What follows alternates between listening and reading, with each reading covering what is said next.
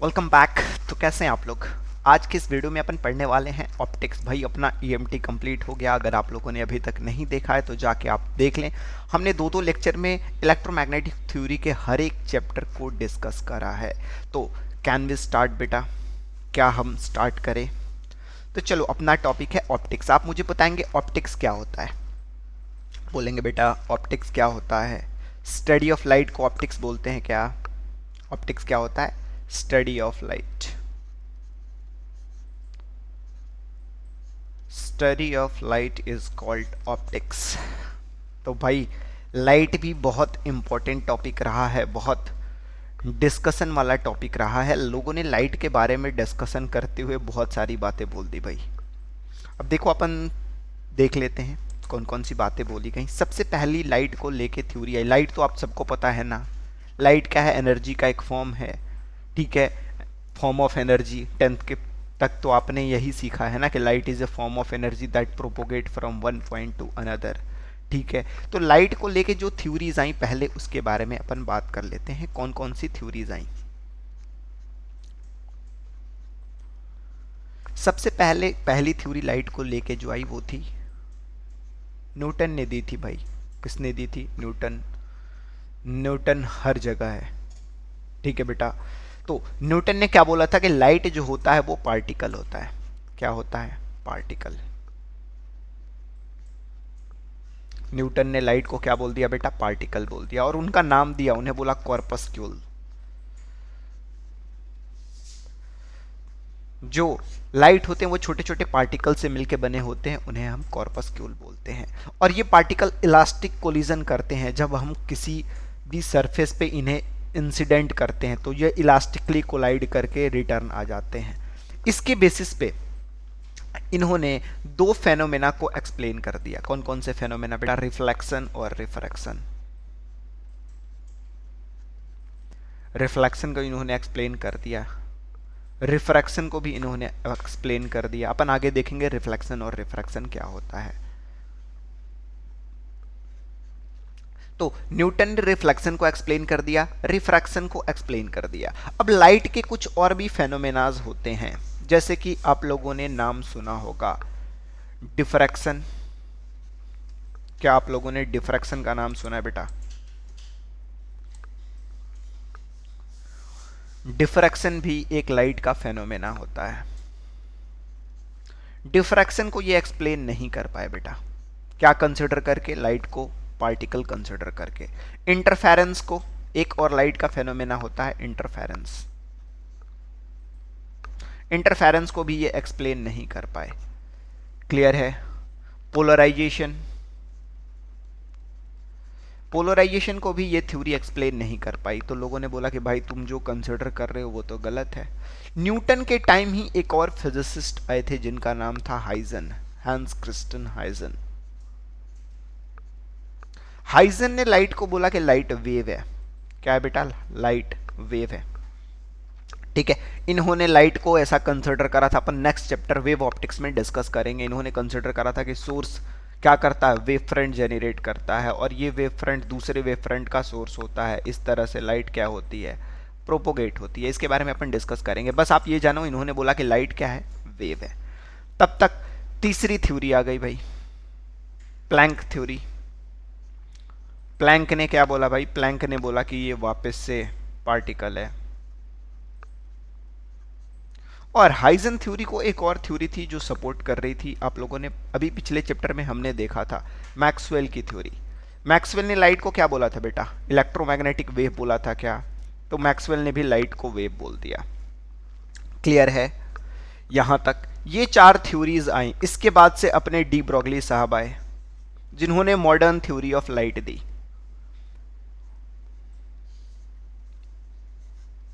De Broglie, इन्होंने क्या बोला बेटा? इन्होंने बोला कि लाइट पार्टिकल और वेव दोनों ही है। क्या है? लाइट पार्टिकल और वेव दोनों ही है। ये डिपेंड करता है कि लाइट किस तरह के पार्टिकल से इंटरेक्ट करता है, लाइट किस तरह के पार्टिकल पे फॉल हो रहा है, ठीक है। और इन्होंने वेव पार्टिकल ड्यूअलिटी का एक रिलेशन दिया जिसे अपन पढ़ेंगे। लाइट एक दो और फेनोमेना शो करता है, अपन उसके बारे में भी बात कर ही लेते हैं। Photo electric effect, Compton effect, Compton effect, ये लाइट के क्या है बेटा, लाइट से रिलेटेड कुछ फेनोमेनाज हैं, ठीक है। तो न्यूटन इन्हें भी एक्सप्लेन नहीं कर रहा था, न्यूटन ने भी इसे एक्सप्लेन नहीं करा था। हाइजन ने जब लाइट को वेव कंसिडर करा तो हाइजन ने रिफ्लेक्शन को एक्सप्लेन कर दिया, रिफ्रैक्शन को कर दिया, डिफ्रैक्शन को कर दिया, इंटरफेरेंस को कर दिया, लेकिन पोलराइजेशन को, फोटो इलेक्ट्रिक इफेक्ट को और कॉम्पटन को हाइजन एक्सप्लेन नहीं कर पाए। क्लियर है। मैक्सवेल, मैक्सवेल ने भी सारे फेनोमेना को एक्सप्लेन करा, पोलराइजेशन तक तो इन्होंने भी एक्सप्लेन करा, लेकिन फोटो इलेक्ट्रिक इफेक्ट और कॉम्पटन इफेक्ट को मैक्सवेल भी एक्सप्लेन नहीं कर पाए, ठीक है बेटा। अब जो modern theory I de Broglie की, आइंस्टाइन ने का भी उसमें कंट्रीब्यूशन था, अपन उसके बारे में आगे डिस्कस करेंगे। इस थ्योरी ने सब कुछ एक्सप्लेन कर दिया बेटा। तो मॉडर्न थ्योरी जो है लाइट की फाइनल थ्योरी वही है जो अपन स्टडी करते हैं, ठीक है। अब ये तो लाइट को लेके जो है स्टडीज हो गई, उसके बारे में हमने देख लिया। अब थोड़ी सी बात कर लें तो जो डी ब्रॉगली ने बोला था बेटा कि जो लाइट होता है किस तरह के पार्टिकल से इंटरेक्ट करता है, उसके बेसिस पे अपन ऑप्टिक्स को डिवाइड करते हैं दो पार्ट में। किस बेसिस पे? On the basis of how light interacting with the particle, how light interact with particle.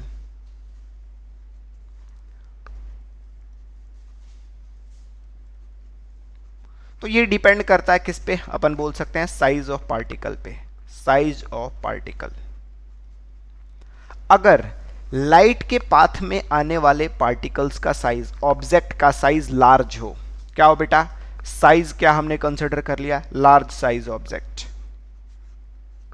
Large size object. अगर लाइट के पाथ में आने वाले पार्टिकल का साइज लार्ज है तो उसके स्टडी को अपन बोलते हैं रे ऑप्टिक्स। क्या बोलते हैं? Ray optics. और अगर लाइट के पाथ में आने वाले पार्टिकल का साइज, स्मॉल साइज पार्टिकल के साथ अगर लाइट इंटरेक्ट कर रहा है, स्मॉल साइज पार्टिकल के साथ अगर इंटरेक्ट कर रहा है, तो इसे हमने बोला फिजिकल ऑप्टिक्स। क्या बोला बेटा? Physical optics, physical optics. अब फिजिकल ऑप्टिक्स को भी फर्दर दो पार्ट में डिवाइड किया गया on the basis of how we came to know about light. एक पार्ट को अपन बोलते हैं वेव ऑप्टिक्स। क्या बोलते हैं बेटा? Wave optics. और दूसरे वाले को अपन बोलते हैं क्वांटम ऑप्टिक्स, क्वांटम ऑप्टिक्स। अब बात कर ले अपन क्या क्या पढ़ने वाले हैं इसमें। तो रे ऑप्टिक्स के बारे में बात करें तो अपन इस चैप्टर में क्या क्या, रे ऑप्टिक्स वाले सेक्शन में हम क्या क्या पढ़ने वाले हैं बेटा? सबसे पहली चीज जो हम पढ़ने वाले हैं रिफ्लेक्शन, और दूसरी चीज हम पढ़ेंगे रिफ्रैक्शन।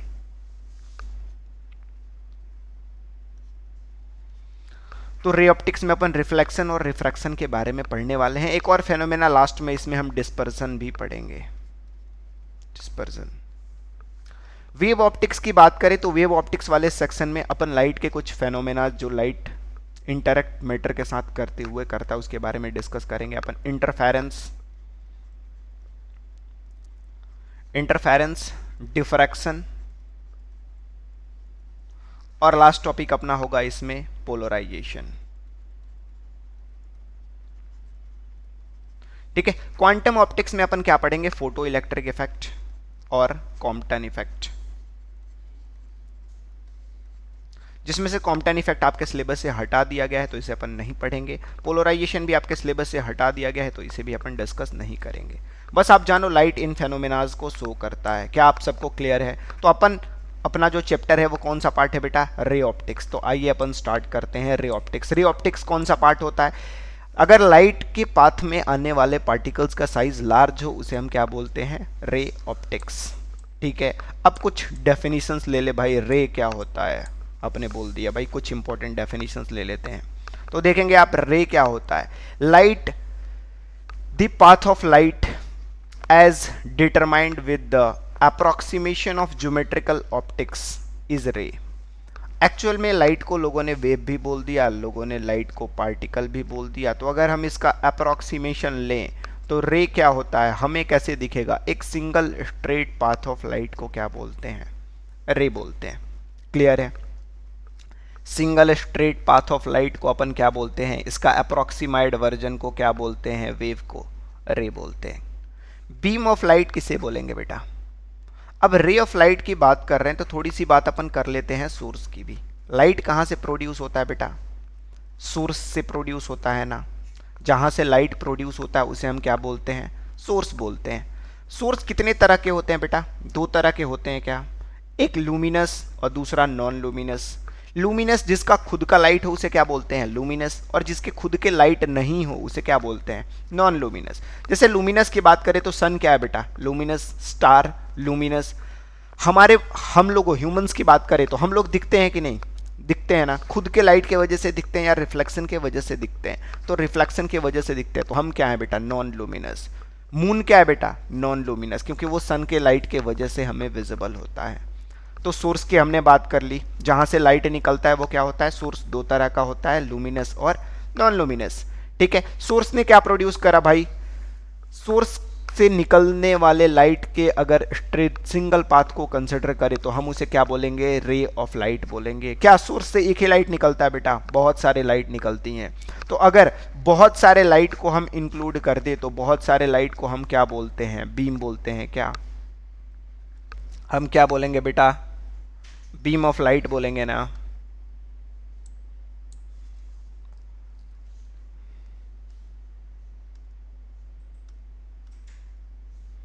क्या बोलेंगे? बीम बोलेंगे। क्या बीम ऑफ लाइट क्या होगा?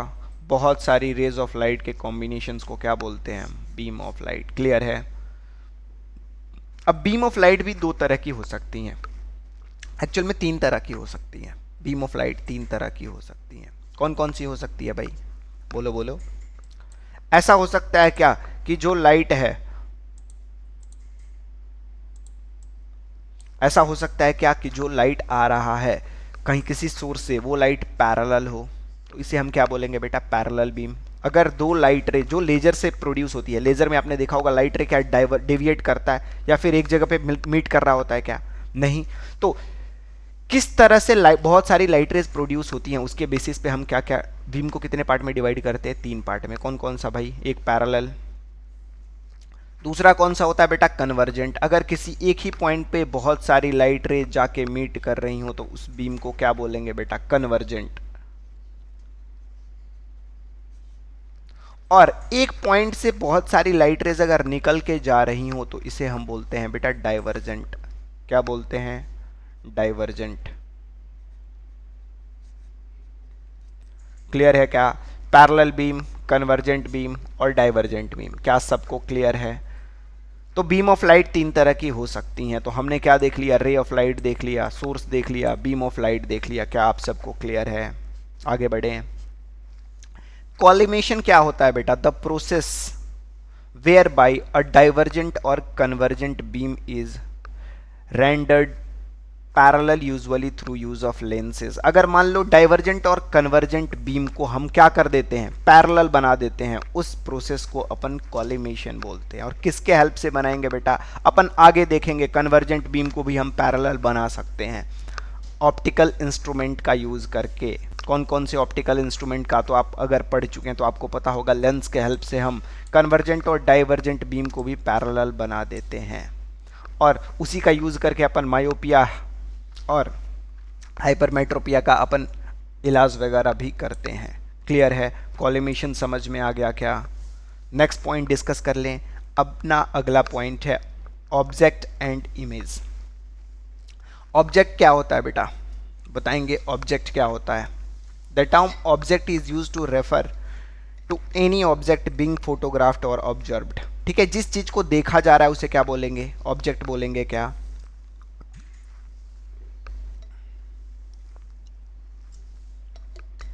देखो बेटा, ऑब्जेक्ट को अपन दो तरह से डिफाइन करते हैं। क्या क्या? Sorry for this. हम ऑब्जेक्ट को दो तरह से डिफाइन करते हैं। कैसे बेटा? देखेंगे। The term object is use to refer to an, जैसे जिस चीज का हम फोटोग्राफ कर रहे हैं या जिस चीज को एब्जॉर्ब देखा जा रहा है उसे क्या बोलते हैं? ऑब्जेक्ट बोलते हैं। जैसे हम लोग क्या हो गए? ऑब्जेक्ट हो गए। ठीक है, आप जिस भी चीज को देख रहे हैं वो सारी चीजें क्या है जिसे आप एब्जॉर्ब कर रहे हैं उसे वो चीज क्या है? एक्चुअल में ऑब्जेक्ट है। ऑब्जेक्ट का एक और डेफिनेशन है, अपन आगे देखेंगे वो क्या है। ठीक है, अभी जिस चीज़ को देखा जा रहा है, अंडर ऑब्जर्वेशन जो चीज़ें हैं, उसे क्या बोलेंगे? ऑब्जेक्ट बोलेंगे। ये सोर्स ऑफ लाइट है एक्चुअली, जहाँ से लाइट आ रहा है उसे हम क्या बोलेंगे? ऑब्जेक्ट। ऑब्जेक्ट का सिंपल डेफिनेशन क्या है? ऑब्जेक्ट सोर्स ऑफ लाइट है। जैसे सन को आप देख पा रहे हो, सोर्स ऑफ लाइट है। हम लोग को देख पा रहे हो ना, दूसरे अपने बगल वाले आदमी को तो देख पा रहे हो, तो वो भी सोर्स ऑफ लाइट है। लेकिन कौन सा सोर्स है भाई? नॉन लूमिनस सोर्स है, उसका खुद का लाइट नहीं है, लेकिन दूसरे के लाइट के वजह से वो विजिबल है, तो वो भी क्या हो गया बेटा? ऑब्जेक्ट हो गया ना। आगे बात कर ले। ठीक है, ऑब्जेक्ट तो आपको क्लियर हो गया। अब ऑब्जेक्ट का जो ऑप्टिकल सिस्टम से किसी भी ऑप्टिकल इंस्ट्रूमेंट का यूज करके ऑब्जेक्ट का जो फोटोकॉपी बनता है उसे क्या बोलते हैं? इमेज बोलते हैं। तो इमेज क्या हो गया बेटा? Copy of object is known as image. क्या वो सेम हो सकता है? हो सकता है। डिफरेंट हो सकता है? बिल्कुल हो सकता है। तो इमेज ऑब्जेक्ट के जैसा हो ऐसा जरूरी नहीं है, वो ऑप्टिकल इंस्ट्रूमेंट के ऊपर डिपेंड करेगा। क्लियर है? अब बात कर ले ऑप्टिकल सिस्टम क्या है। An optical system consist of element like lens, mirror और प्रिज्म। ऑप्टिकल सिस्टम में अपन तीन चीजें हैं डिस्कस करने वाले हैं इस चैप्टर में। क्या क्या? ऑप्टिकल सिस्टम मतलब लेंस, लेंस के हेल्प से हम इमेज फॉर्म करेंगे, मिरर के हेल्प से इमेज फॉर्म करेंगे, और प्रिज्म के हेल्प से भी अपन ट्राई करेंगे। क्लियर है क्या? अब दो चार टर्म अपन इस ऑप्टिकल सिस्टम से रिलेटेड डिफाइन कर लेते हैं। एक्सिस क्या होता है? तो किसी भी ऑप्टिकल सिस्टम का जो एक्सिस होता है या एक्सिस ऑफ सिमेट्री होता है, ठीक है, वो हमें बताता है, एक्सिस वो लाइन होता है, वो लाइन सेगमेंट होता है जिस पे अगर हम लाइट को इंसिडेंट करें तो वो उसी पाथ पे रिटर्न आ जाए, उसे हम क्या बोलते हैं? एक्सिस। जनरली इसका नाम एक्सिस नहीं होके प्रिंसिपल एक्सिस होता है। प्रिंसिपल एक्सिस ऐसा लाइन किसी भी ऑप्टिकल इंस्ट्रूमेंट पे अगर उसी लाइन के अक्रॉस हम लाइट को इंसिडेंट करें और लाइट रिटर्न आ जाए, उस एक्सिस को अपन क्या बोलेंगे बेटा? प्रिंसिपल एक्सिस बोलेंगे। ठीक है, अब सेंटर ऑफ कर्वेचर ये क्या होता है बेटा? हमने जो ऑप्टिकल इंस्ट्रूमेंट बनाया है, किसी ना किसी, जनरली हम दो तरह के ऑप्टिकल इंस्ट्रूमेंट्स के बारे में बात करते हैं। ऑप्टिकल इंस्ट्रूमेंट या फिर ऑप्टिकल सिस्टम दो तरह से अपन डिस्कस करते हैं। पहला प्लेन और दूसरा स्फेरिकल। तो जो हम पढ़ने वाले हैं बेटा उसमें ऑप्टिकल इंस्ट्रूमेंट दो तरह का होने वाला है। कौन कौन सा? एक या तो प्लेन होगा, नहीं तो स्फेरिकल होगा, मतलब स्फीयर का पार्ट होगा। तो प्लेन के लिए तो हम सेंटर ऑफ कर्वेचर को डिफाइन नहीं करते। हम सेंटर ऑफ कर्वेचर किसके लिए डिफाइन करते हैं बेटा? स्फेरिकल सिस्टम के लिए। अब मुझे बताओ, अगर हमने स्पेयर से किसी भी चीज को कट करा है तो उसका कहीं ना कहीं सेंटर होगा ना। हमने मान लो इस पार्ट को स्पेयर से कट करके बाहर निकाल लिया, तो इस पार्ट का जो सेंटर होगा उसे हम क्या बोलते हैं बेटा? सेंटर ऑफ कर्वेचर बोलते हैं। ठीक है, अब सेंटर ऑफ कर्वेचर की बात कर ही रहे हैं तो यहां एक और चीज अपन डिफाइन करते हैं, अपर्चर। ये वाला जो पार्ट हमने कट करा आपको दिख रहा होगा, जिसको मैंने मान लो पीछे वाले पार्ट को क्या कर दिया? पेंट कर दिया भाई। ये वाला पार्ट जो हमने कट करा है, इस पूरे पार्ट को, पूरे एरिया को क्या बोलते हैं बेटा? अपर्चर बोलते हैं। और इसके सेंटर में जो पॉइंट लाई कर रहा होता है उसे हम पोल बोलते हैं। क्लियर है क्या? अपर्चर के सेंट्रल पॉइंट को क्या बोलते हैं? पोल बोलते हैं। और जो हमारा सेंटर ऑफ कर्वेचर है और पोल है, इसके मिलाने वाले लाइन को अपन प्रिंसिपल एक्सिस बोलते हैं। क्या आपको क्लियर है? ऑप्टिकल सेंटर क्या होता है? ऑप्टिकल सेंटर हम लेंस के लिए डिफाइन करते हैं। जनरली ऑप्टिकल सेंटर लेंस के लिए डिफाइन करते हैं। अपन आगे जब लेंस के बारे में डिस्कस करेंगे वहां पे अपन ऑप्टिकल सेंटर के डिस्कशन कर लेंगे। ठीक है, एक और लाइन है पैरा एक्सियल रेज, ये आप याद रखेंगे। पैरा एक्सियल रेज क्या होती है बेटा? इट इज ऑब्जर्व दैट, देखो कोई भी मिरर या कोई भी ऑप्टिकल इंस्ट्रूमेंट अपने को सबसे क्लियर इमेज तब देता है जब जो लाइट रेज उसके ऊपर इंसिडेंट हो रहा है ना बेटा, वो उसके प्रिंसिपल एक्सिस के नजदीक हो। अगर प्रिंसिपल एक्सिस के नजदीक होगा तो क्या होगा? वो स्मॉल एंगल फॉर्म करेगा। तो ऐसी लाइन जो क्या करे, जो प्रिंसिपल एक्सिस के नजदीक हो और पोल पे स्मॉल एंगल फॉर्म कर रहा, उसे अपन क्या बोलते हैं? पैरा एक्सियल रेज बोलते हैं। और पैरा एक्सियल रेज से फॉर्म होने वाला इमेज जो होता है बेटा, वो हमें क्लियर दिखाई देता है। क्या आपको क्लियर है? अब यहाँ पे अपन एक और चीज़ डिफाइन कर दे रहे हैं, वेव वेलोसिटी स्पीड। ठीक है, लाइट को हमने स्ट्रेट लाइन में तो कंसिडर कर लिया, लेकिन एक्चुअली लाइट कैसे मूव करता है, वेव की तरह मूव करता है ना। तो जिस स्पीड से ये लाइट आगे बढ़ रहा होता है उसे हम क्या बोलते हैं, वेव स्पीड बोलते हैं क्या। और स्पीड ऑफ लाइट आप सबको पता है, हमने पिछले चैप्टर में भी डिस्कस करा था, कितना होता है बेटा, 3 × 10⁸ मीटर पर सेकेंड होता है क्या। यही है अपना स्पीड ऑफ लाइट बेटा, क्लियर है। अब फ्रीक्वेंसी की बात कर लें तो किसी वेव के लिए फ्रीक्वेंसी क्या होता है बेटा, एक सेकंड में जितने नंबर ऑफ कंप्लीट ऑसिलेशंस होंगे उसे क्या बोलेंगे बेटा, फ्रीक्वेंसी। जैसे आपको गिवन डायग्राम में अगर बात करें तो ये 1 कंप्लीट ऑसिलेशन, ये 1 कंप्लीट ऑसिलेशन, इसकी फ्रीक्वेंसी कितनी हो गई बेटा, 2 हो गई क्या।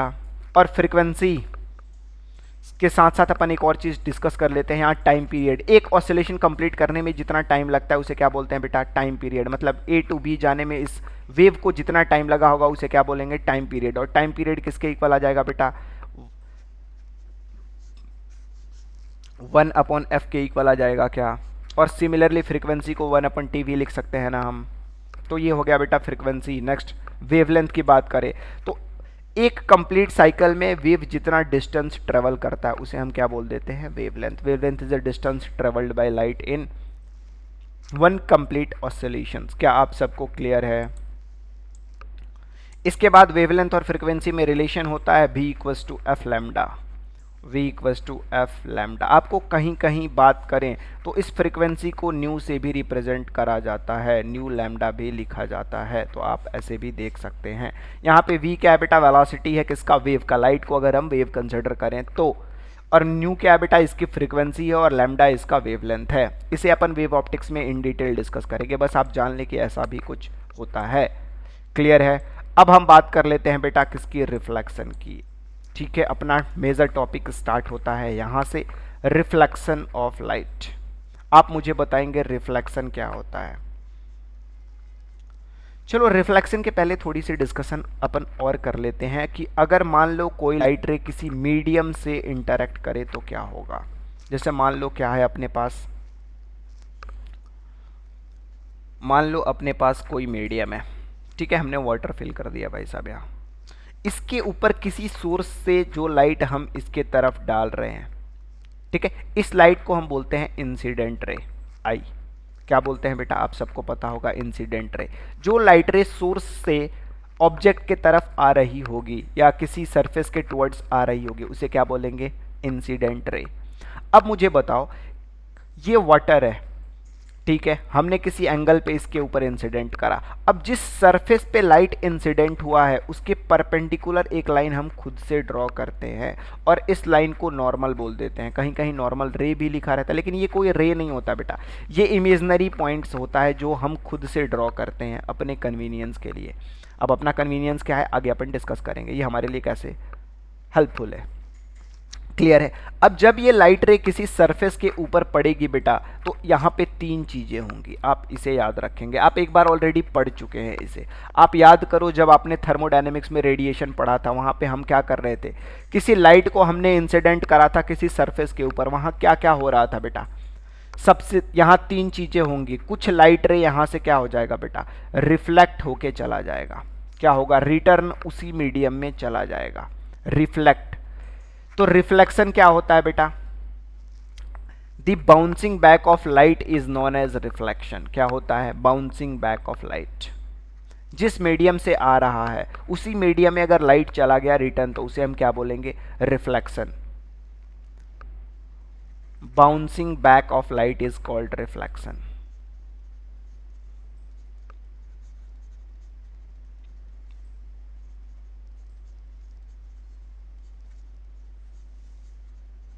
ठीक है, जो लाइट जा रहा है इसे उसी मीडियम में जो रिटर्न जा रहा है उसे हम बोलते हैं रिफ्लेक्टेड रे।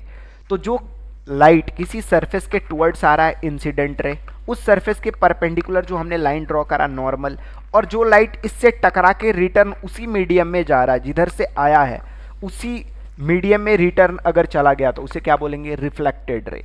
अब यहाँ एक और चीज होगा, सिंस ये वाटर है तो कुछ लाइट रे इसके अंदर भी चला जाएगा क्या, और अंदर जाएगा तो अपन आगे डिस्कस करेंगे इसके साथ क्या होगा। लेकिन जो लाइट का पार्ट अंदर के तरफ जाता है इसे हम बोलते हैं रिफ्रैक्टेड रे।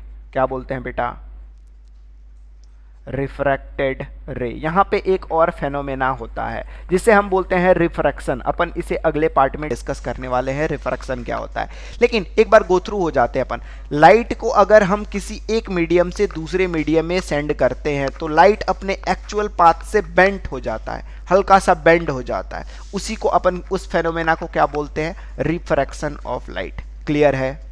और जो लाइट रे यहां से बाहर चला गया इसे हम क्या बोलेंगे? रिफ्रैक्टेड रे। क्लियर है? अब सिंस ये वाटर है तो ये वाटर के कुछ मॉलिक्यूल्स होते हैं H2O। ये क्या करेंगे बेटा? लाइट को कुछ अमाउंट में एब्जॉर्ब भी कर लेंगे क्या? तो यहां पे तीन चीजें होंगी। एक तो लाइट का रिफ्लेक्शन होगा, दूसरा रिफ्रैक्शन होगा और तीसरा एब्जॉर्प्शन भी होगा। और अगर तीनों को ऐड कर दे, मान लो तीनों की एनर्जी को ऐड कर दे, तो वो एनर्जी कंजर्वेशन लॉ को फॉलो करेगा बेटा। क्या आपको क्लियर है? रिफ्लेक्शन, रिफ्रैक्शन और एब्जॉर्प्शन। तो अपन एक एक करके यहां अपन दो ही चीजों का बात करेंगे, रिफ्लेक्शन और रिफ्रैक्शन का। अपन एब्जॉर्प्शन के बारे में इन डिटेल डिस्कस करेंगे कब? फोटो इलेक्ट्रिक इफेक्ट के बारे में जब अपन आएंगे वहां डिस्कस करेंगे। और थोड़ी बहुत डिस्कशंस आपने रेडिएशंस में ऑलरेडी कर रखी है। तो अपन आ जाते हैं रिफ्लेक्शन पे। रिफ्लेक्शन क्या होता है बेटा? Bouncing back of light is called reflection. जो लाइट आ रहा होता है किसी सरफेस के टुवर्ड्स, उसे क्या बोलते हैं बेटा? Incident ray. इसके परपेंडिकुलर जो लाइन हम खुद से ड्रॉ करते हैं उसे क्या बोलते हैं? नॉर्मल। और जो टकरा के जा रही होती है उसे क्या बोलते हैं? Reflected ray. जो एंगल नॉर्मल और इंसिडेंट रे के बीच में फॉर्म होता है उसे हम बोलते हैं एंगल ऑफ इंसिडेंस। जो एंगल नॉर्मल और रिफ्लेक्टेड रे के बीच में फॉर्म होता है उसे एंगल आर यानी एंगल ऑफ रिफ्रैक्शन बोलते हैं। क्या आप सबको क्लियर है? अब यहाँ पे एक लॉ है रिफ्लेक्शन से रिलेटेड। क्या लॉ है भाई? लॉ ये है कि इंसिडेंट रे, रिफ्लेक्टेड रे और नॉर्मल तीनों एक ही प्लेन में लाई करेगा। First law of reflection. Reflection के जनरली दो लॉज होते हैं। क्या क्या? पहला लॉ ये है कि इंसिडेंट रे, रिफ्लेक्टेड रे और normal all lies in same plane. तीनों एक ही प्लेन में लाई करेगा। क्या आप सबको क्लियर है? आगे बढ़े। दूसरा लॉ ये होता है कि एंगल ऑफ रिफ्लेक्शन और एंगल ऑफ इंसिडेंस दोनों इक्वल होता है। क्या होता है भाई? इक्वल होता है। क्लियर है क्या आप लोगों को?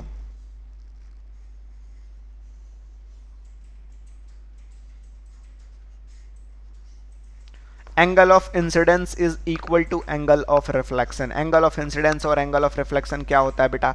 दोनों इक्वल होता है।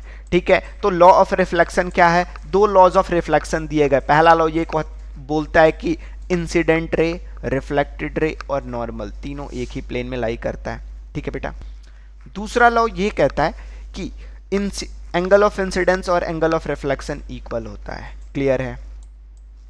और रिफ्लेक्शन ऑफ लाइट किसे बोलते हैं? इसे अपन प्रूफ करेंगे जब वेव ऑप्टिक्स पढ़ेंगे उसमें कि angle of incidence angle of reflection के इक्वल कैसे होता है। ठीक है, आगे बढ़े बेटा। अब रिफ्लेक्शन की बात करें तो रिफ्लेक्शन दो तरह का होता है। कितने तरह का होता है बेटा? दो तरह का। पहला रेगुलर रिफ्लेक्शन और दूसरा डिफ्यूज्ड रिफ्लेक्शन या फिर इरेगुलर रिफ्लेक्शन।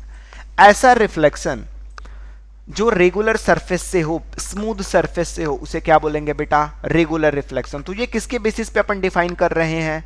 अपन डिफाइन कर रहे हैं on the basis of type of material with which light is interacting. उस सरफेस का नेचर कैसा है। अगर वो सरफेस कैसा हो, स्मूथ हो, तो उसके करस्पॉन्डिंग रिफ्लेक्शन को क्या बोलेंगे? Regular reflection. यहां पे रेगुलर रिफ्लेक्शन में एक इंपॉर्टेंट बात आती है। अगर मान लो पैरेलल बीम ऑफ लाइट को हम इंसिडेंट कर रहे हैं तो एंगल ऑफ इंसिडेंस इसके लिए I1 होगा, एंगल ऑफ इंसिडेंस इसके लिए I2 होगा, थर्ड वाले के लिए एंगल ऑफ इंसिडेंस I3 होगा, एंगल ऑफ रिफ्लेक्शन R1 होगा, R2 होगा और R3 होगा। तो लॉ ऑफ रिफ्लेक्शन से बात करें तो I1 किसके इक्वल हो जाएगा बेटा? R1 के इक्वल होगा। क्या I2 किसके इक्वल होगा? R2 के इक्वल होगा। और I3 किसके इक्वल होगा बेटा? R3 के इक्वल होगा ना। रेगुलर रिफ्लेक्शन की बात कर रहे हैं हम। अगर लाइट रेज पैरेलल है तो I1 और I2 और I3 भी आपस में इक्वल होगा। इस बात को आप याद रखेंगे।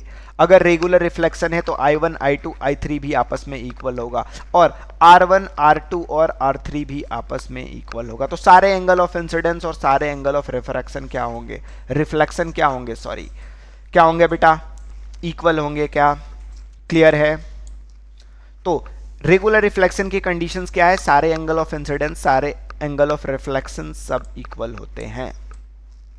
दूसरी बात कर ले बेटा डिफ्यूज्ड रिफ्लेक्शन की, तो इसमें ऐसा होगा कि एंगल I1 जो होगा वो I2 के इक्वल होगा, सॉरी R1 के इक्वल होगा। पहले डिफ्यूज रिफ्लेक्शन देख लेते हैं क्या होता है। ऐसा रिफ्लेक्शन जो कैसे सरफेस से हो, इरेगुलर सरफेस से हो, उसे अपन क्या बोलेंगे, डिफ्यूज्ड रिफ्लेक्शन बोलेंगे। क्लियर है। इसमें angle of law of reflection यहाँ वैलिड होगा कि नहीं होगा, ऐसे क्वेश्चंस पूछे जाते हैं। क्या डिफ्यूज्ड रिफ्लेक्शन के लिए लॉ ऑफ रिफ्लेक्शन वैलिड होगा, बिल्कुल होगा बेटा। क्या law of reflection regular surface के लिए वैलिड होगा। लॉ ऑफ रिफ्लेक्शन हमेशा वैलिड होगा। और लॉ ऑफ रिफ्लेक्शन क्या है, इंसिडेंट रे, रिफ्लेक्टेड रे और नॉर्मल तीनों एक ही प्लेन में लाई करता है।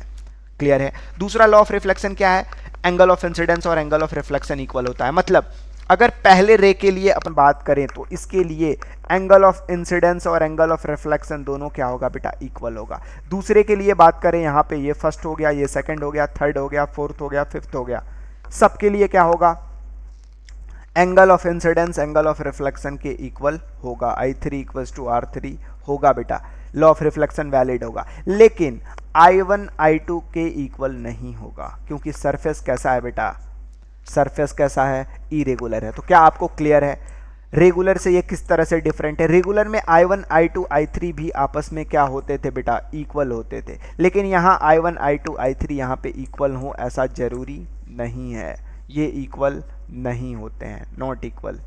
क्लियर है आप सबको। अब एक और चीज बात कर लेते हैं। हमने रिफ्लेक्शन देख लिया, एक चीज हमने छोड़ दी, मटेरियल छोड़ दिया हमने। जो लाइट अगर जिन मटेरियल से इंटरेक्ट करता है उसके बेसिस पे, या लाइट जिस पाथ से ट्रेवल करता है उसके बेसिस पे मटेरियल को अपन तीन पार्ट में डिवाइड करते हैं। कौन कौन सा बेटा, मटेरियल तीन तरह का होता है, बचपन से सुनते आ रहे हो, बता दो भाई कौन कौन सा मटेरियल होता है। सबसे पहला ट्रांसपेरेंट होता है क्या,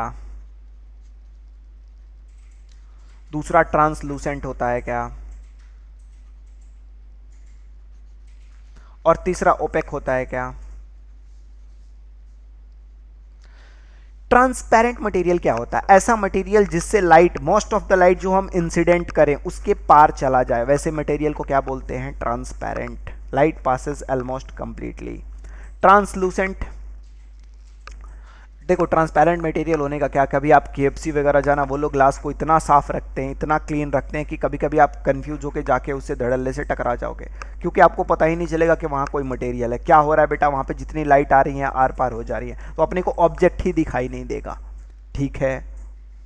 नेक्स्ट बात कर लें, ट्रांसलूसेंट। ऐसा मटेरियल होता है, ट्रांसलूसेंट ऐसा मटेरियल होता है जिससे some amount of light pass करता है और some amount of light reflect कर जाता है। मतलब यहाँ पे क्या होता है, रिफ्लेक्शन होता है और रिफ्रैक्शन दोनों ही होता है। यहां पे क्या होता है बेटा, सिर्फ रिफ्रैक्शन होता है, एक मीडियम से लाइट दूसरे मीडियम में कंप्लीटली पास कर जाती है। यहां पे रिफ्लेक्शन नहीं होता है। ठीक है, यहां पे रिफ्रैक्शन होता है। क्लियर है क्या। ओपेक मीडियम ऐसा मीडियम है जिसमें लाइट बिल्कुल भी पार नहीं करता है, मतलब यहां पे रिफ्रैक्शन नहीं होगा, यहां पे क्या होगा बेटा, सिर्फ रिफ्लेक्शन होगा। क्लियर है क्या। On the basis of reflection, refraction भी बोल सकते हैं, या on the basis of how light is interacting with the material. Material is classified as 3 type. कौन कौन सा बेटा, ट्रांसपेरेंट, ट्रांसलूसेंट एंड ओपेक। ऐसा मटेरियल जिसे लाइट कंप्लीटली पार हो जाए, मतलब क्या हो, सिर्फ रिफ्रैक्शन हो, वैसे मटेरियल को क्या बोलेंगे, ट्रांसपेरेंट। ऐसा मटेरियल जहां रिफ्लेक्शन रिफ्रैक्शन दोनों हो, उसे ऐसे मटेरियल को क्या बोलेंगे, ट्रांसलूसेंट। और ऐसा मटेरियल जहां सिर्फ रिफ्लेक्शन हो उसे क्या बोलेंगे, ओपेक। तो जो हमने रिफ्लेक्शन अभी ऊपर में डिस्कस करा, ये कैसे मटेरियल के साथ इंटरेक्ट कर रहा है बेटा, ये जो सरफेस हमने कंसिडर करा, ये सरफेस क्या होगा बेटा, ओपेक होगा क्या। ये सरफेस क्या हम कंसिडर करेंगे, ओपेक। तो आइए अपन वैसे ही एक सरफेस के बारे में डिस्कस करते हैं जिसे हम बोलते हैं plane mirror. Plane mirror, plane mirror क्या होता है बेटा, एक ऐसा सरफेस जिस पे हम लाइट अगर इंसिडेंट करें, मोस्ट ऑफ द लाइट को वो रिफ्लेक्ट कर दे, वैसे सरफेस को क्या बोलेंगे, प्लेन मिरर। कुछ भी हो सकता है बेटा, जो हम घर पे यूज करते हैं, कांच जरूरी नहीं है वही हो, कोई भी सरफेस जो मोस्ट ऑफ द लाइट को रिफ्लेक्ट कर दे। ऐसे आइडियल तो कंडीशंस पॉसिबल नहीं है, क्योंकि एब्जॉर्प्शन तो होगा ही, लेकिन फिर भी हम आइडियल कंडीशंस के बारे में ही डिस्कस करते हैं। ठीक है, तो प्लेन मिरर क्या हो, जिससे 100% रिफ्लेक्शन हो, उसे क्या बोलते हैं, प्लेन मिरर बोलते हैं। ठीक है, ऑलमोस्ट 100, ठीक है, ऑलमोस्ट टेंड्स टुवर्ड्स 100%। ऐसा सरफेस जिससे रिफ्लेक्शन 100% हो ऑलमोस्ट, उसे क्या बोलेंगे, प्लेन मिरर बोलेंगे। अब प्लेन मिरर बनाते कैसे हैं, हम क्या लेते हैं बेटा, एक ग्लास लेते हैं, ग्लास मतलब कांच लेते हैं, इसके अंदर वाले सरफेस को पॉलिश कर देते हैं। किस मटेरियल से पॉलिश करते हैं भाई, तो किस मटेरियल से करते हैं, सिल्वर से पॉलिश करते हैं। जब हम इसके ऊपर लाइट को इंसिडेंट करते हैं तो ये लाइट को क्या कर देता है, मोस्ट ऑफ द लाइट यानी ऑलमोस्ट 100% लाइट को ये रिफ्लेक्ट कर देता है। तो ऐसा सरफेस जिससे क्या हो, 100% रिफ्लेक्शन हो, उसे क्या बोलेंगे, प्लेन मिरर बोलेंगे। क्या, अब अपन बात कर लेते हैं properties of image formed by plane mirror. Plane mirror क्या बनाएगा भाई, मिरर है तो इमेज बनाएगा, तो इसकी प्रॉपर्टीज देख लें क्या। तो ये एक हाईली रिफ्लेक्टिंग सरफेस है, हमने सिल्वर की पॉलिशिंग कर दी। सिल्वर की पॉलिशिंग क्यों करी बेटा, ये बात तो हम भूल ही गए बताना, सिल्वर की पॉलिशिंग क्यों करी, क्योंकि सिल्वर ऐसा मेटल है जो सबसे अधिक रिफ्लेक्टिंग है। अगर उसके ऊपर लाइट को इंसिडेंट करे तो मोस्ट ऑफ द लाइट को ये क्या कर देता है, रिफ्लेक्ट कर देता। और भी मटेरियल्स है लेकिन इससे महंगे हैं, सिल्वर क्या है, सस्ता है, इस वजह से अपन इसे घर के कांचों में भी यूज करते हैं। अपने घर का जो ग्लास होता है जिसमें आप शक्ल देखते हो, ठीक है, उसमें क्या लगा होता है, पीछे वाला जो लेयर है ग्लास के जस्ट पीछे, वो क्या है बेटा, सिल्वर है। और उसके पीछे एक और ऑरेंज कलर की कोटिंग भी की जाती है, वो भी आपने देखा होगा, ठीक है, ताकि वो सिल्वर इससे बाहर नहीं चला जाए। अब हम बात कर लें properties of image formed by plane mirror. तो पहली प्रॉपर्टी ये है, distance of object and image is same. अगर मान लो ऑब्जेक्ट इससे x डिस्टेंस पे सिचुएटेड है तो क्या होगा भाई, इमेज भी x डिस्टेंस पे फॉर्म होगा। पहला point, image of object and image of distance दोनों क्या होगा, सेम होगा। क्लियर है। दूसरा, the line of joining of object with its image is normal to reflecting surface. अगर इमेज और ऑब्जेक्ट को, ये ऑब्जेक्ट को O से हमने डिनोट कर दिया, इमेज को I से डिनोट कर दिया, इन दोनों का लाइन ऑफ ज्वाइनिंग क्या होगा, इस सरफेस के परपेंडिकुलर होगा, यहां 90 डिग्री एंगल फॉर्म करेगा। क्लियर है। अब अपन इमेज की कुछ नेचर के बारे में बात कर ले क्या, जैसे अपन अगर मान लो इमेज के बारे में थोड़ा बहुत डिस्कशन कर लेते हैं, ठीक है। अगर मान लो इसका ऑब्जेक्ट का सिर ऊपर है और इमेज का भी सिर ऊपर है, ठीक है, तो ऐसे इमेज को हम क्या बोलते हैं बेटा, इरेक्ट बोलते हैं। क्या बोलते हैं, इरेक्ट, ठीक है। अगर मान लो ऐसा हो गया बेटा कि ये ऑब्जेक्ट है और इसका इमेज, इसका पैर ऊपर हो गया और सिर नीचे हो गया, इसे हम इन्वर्टेड बोलते हैं। क्या बोलते हैं, इन्वर्टेड बोलते हैं। अब ऐसा हुआ, मान लो हमने यहां पे बी लिखा, ठीक है, तो हम अगर प्लेन मिरर में देखेंगे तो हमें ये उल्टा बी दिखेगा, इसका लेफ्ट राइट हो गया और राइट लेफ्ट हो गया। ऐसे इमेज को लेटरली इन्वर्टेड बोलते हैं। लेटरल ये वाला डायरेक्शन, अगर इसमें इन्वर्जन हो जाए, लेफ्ट राइट हो जाए, राइट लेफ्ट हो जाए, इसे क्या बोलेंगे, लेटरली इन्वर्टेड इमेज बोलेंगे। तो प्लेन मिरर जो हमारा इमेज फॉर्म करता है वो लेटरली इन्वर्टेड इमेज फॉर्म करता है। क्या आपको क्लियर है। आप मिरर के सामने जाओ, अपना लेफ्ट हैंड ऊपर करो, आप इमेज में देखोगे कि इमेज का राइट हैंड ऊपर होगा। क्या आपको क्लियर है। नेक्स्ट बात कर ले, जो इमेज कौन फॉर्म करता है, प्लेन मिरर फॉर्म करता है, उसका साइज भी सेम होता है। और किसके इक्वल होता है, साइज ऑफ इमेज और साइज ऑफ ऑब्जेक्ट इक्वल होता है। क्लियर है। अब रियल ऑब्जेक्ट का इमेज वर्चुअल होता है और वर्चुअल ऑब्जेक्ट का इमेज रियल होता है। ये पॉइंट आप याद रखेंगे, अपन आगे एक्सप्लेन करेंगे, क्योंकि हमने रियल इमेज और वर्चुअल इमेज को कैसे डिफाइन करा था, हमने इमेज को कैसे डिफाइन करा था, जो फोटोकॉपी होता है ऑब्जेक्ट का उसे क्या बोलते हैं, इमेज। लेकिन इमेज की और भी एक डेफिनेशन है, अपन वहां डिस्कस कर लेंगे कि वर्चुअल ऑब्जेक्ट और रियल ऑब्जेक्ट क्या होता है। ठीक है, इसे अभी रहने देते हैं या फिर डिस्कस कर ही लेते हैं। देखो, जहां से इंसिडेंट रे पास होता है, इंसिडेंट रे मान लो यहां से पास हुआ, ठीक है, इसके इमेज को फॉर्म करने के लिए। क्लियर है क्या, इंसिडेंट रे पास हुआ, तो जहां पे इंसिडेंट रे कन्वर्ज करता हुआ अपीयर होता है, उस पॉइंट को हम क्या बोलेंगे, रियल। क्या बोलेंगे बेटा, रियल। ऑब्जेक्ट हो या फिर इमेज हो, अगर एक्चुअली में इंसिडेंट लाइट किसी पॉइंट पे कन्वर्ज हो रहा हो, इंसिडेंट रे, उसे क्या बोलेंगे, रियल ऑब्जेक्ट। इंसिडेंट रे जिस पॉइंट पे कन्वर्ज हो रहा हो एक्चुअल में, उसे क्या बोलेंगे, रियल ऑब्जेक्ट। और मान लो एक्चुअल में कन्वर्ज हो नहीं रहा है, हमें ऐसा अपीयर हो रहा है कन्वर्ज होता हुआ, क्या, इंसिडेंट रे, उसे क्या बोलेंगे हम, वर्चुअल ऑब्जेक्ट, वर्चुअल ऑब्जेक्ट। ठीक है, इमेज की भी बात कर ले, ये इंसिडेंट की बात कर रहे हैं हम, ये कौन सी रेज है, इंसिडेंट है। अगर रिफ्लेक्टेड रे किसी पॉइंट पे मीट कर रहा हो, रिफ्लेक्टेड रे जिस पॉइंट पे कन्वर्ज हो रहा हो, उसे हम बोलेंगे रियल इमेज। तो रियल इमेज की क्या डेफिनेशन आ गई भाई, तो रियल इमेज वैसा इमेज होता है जो रिफ्लेक्टेड रे के एक्चुअल कन्वर्जेंस से फॉर्म होता है। दूसरी बात कर ले वर्चुअल इमेज की, तो ऐसा इमेज जिसका फॉर्मेशन क्या हो, ऐसा एक्चुअली में रिफ्रैक्टेड लाइट, कौन सी लाइट भाई, रिफ्रैक्टेड रे या रिफ्लेक्टेड रे, रिफ्लेक्टेड रे या रिफ्रैक्टेड रे अपीयर हो रहा हो कन्वर्ज होता हुआ। अगर अपीयर हो रहा हो तो उसे क्या बोलेंगे, वर्चुअल इमेज। ठीक है क्या, देखो वर्चुअल ऑब्जेक्ट कैसे हो सकता है, अपन दो मिरर को अगर ऐसे कुछ एंगल पर रख दें, तो अगर मान लो जो इसके अंदर इमेज बना है, क्या वो इस मिरर के लिए ऑब्जेक्ट होगा क्या, और वो क्या होगा, एक्चुअल इंसिडेंट लाइट मिरर के तो अंदर जा ही नहीं सकता, तो वो कैसा ऑब्जेक्ट हो जाएगा, वर्चुअल ऑब्जेक्ट हो जाएगा क्या। तो वर्चुअल ऑब्जेक्ट भी पॉसिबल है, क्लियर है क्या।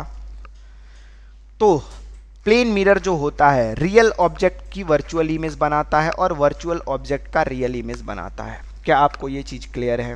नेक्स्ट बात कर ले, किसी ऑब्जेक्ट के फुल साइज इमेज फॉर्म करने के लिए मिरर का जो साइज होना चाहिए वो उसके हाफ होना चाहिए, ये चीज आप याद रखेंगे। मिनिमम साइज ऑफ अपर्चर या mirror required to form full image of the object should be half the size of the object, object के साइज की आधी होनी चाहिए। नेक्स्ट पॉइंट देख ले, for a light ray incident at angle i after reflection angle of deviation equals to p minus 2i हो जाएगा, pi minus 2i ना।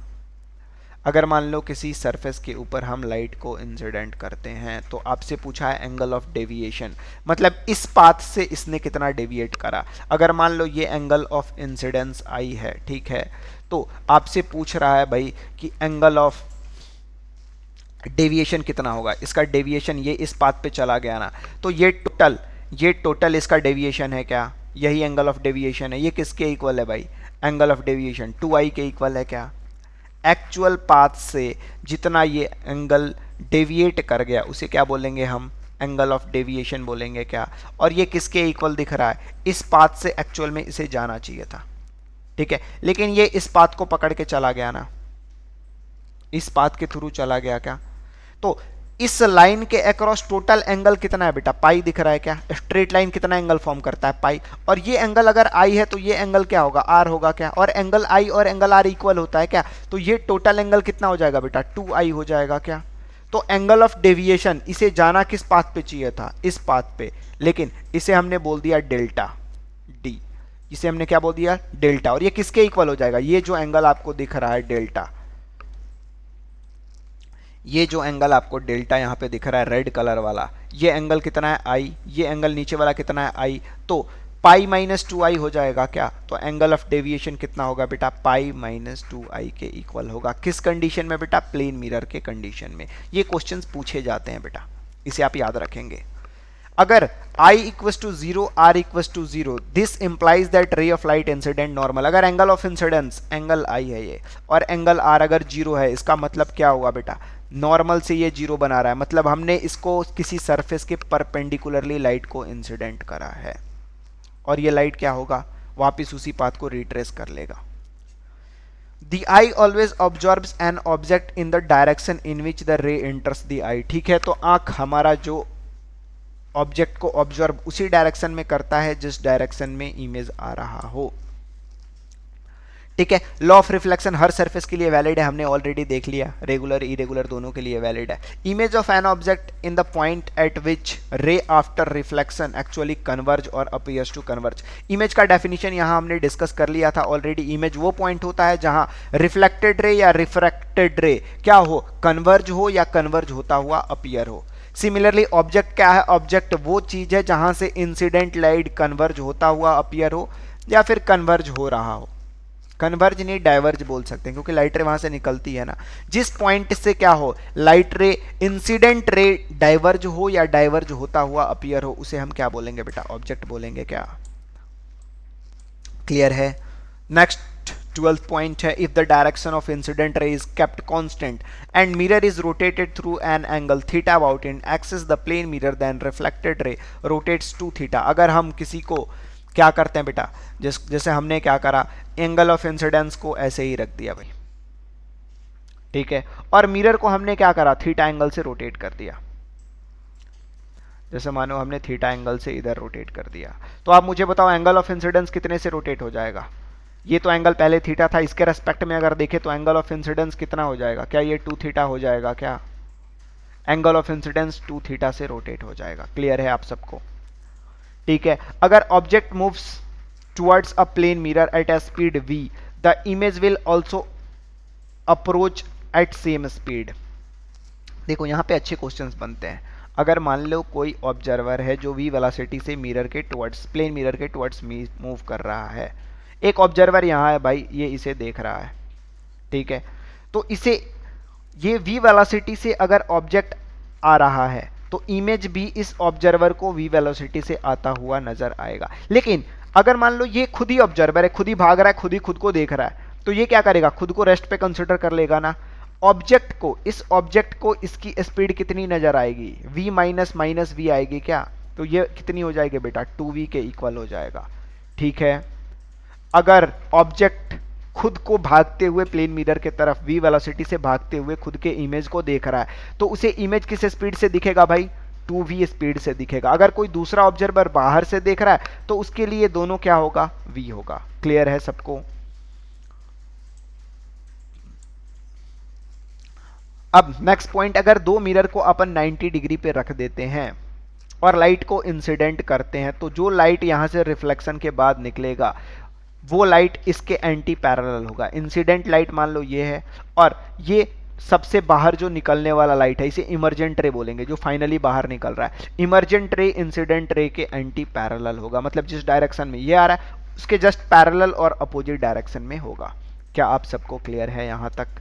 तो ये हमने डिस्कशन कर लिए किससे रिलेटेड, प्लेन मिरर से, जो जो कंडीशन प्लेन मिरर के हैं हमने डिस्कस कर लिया।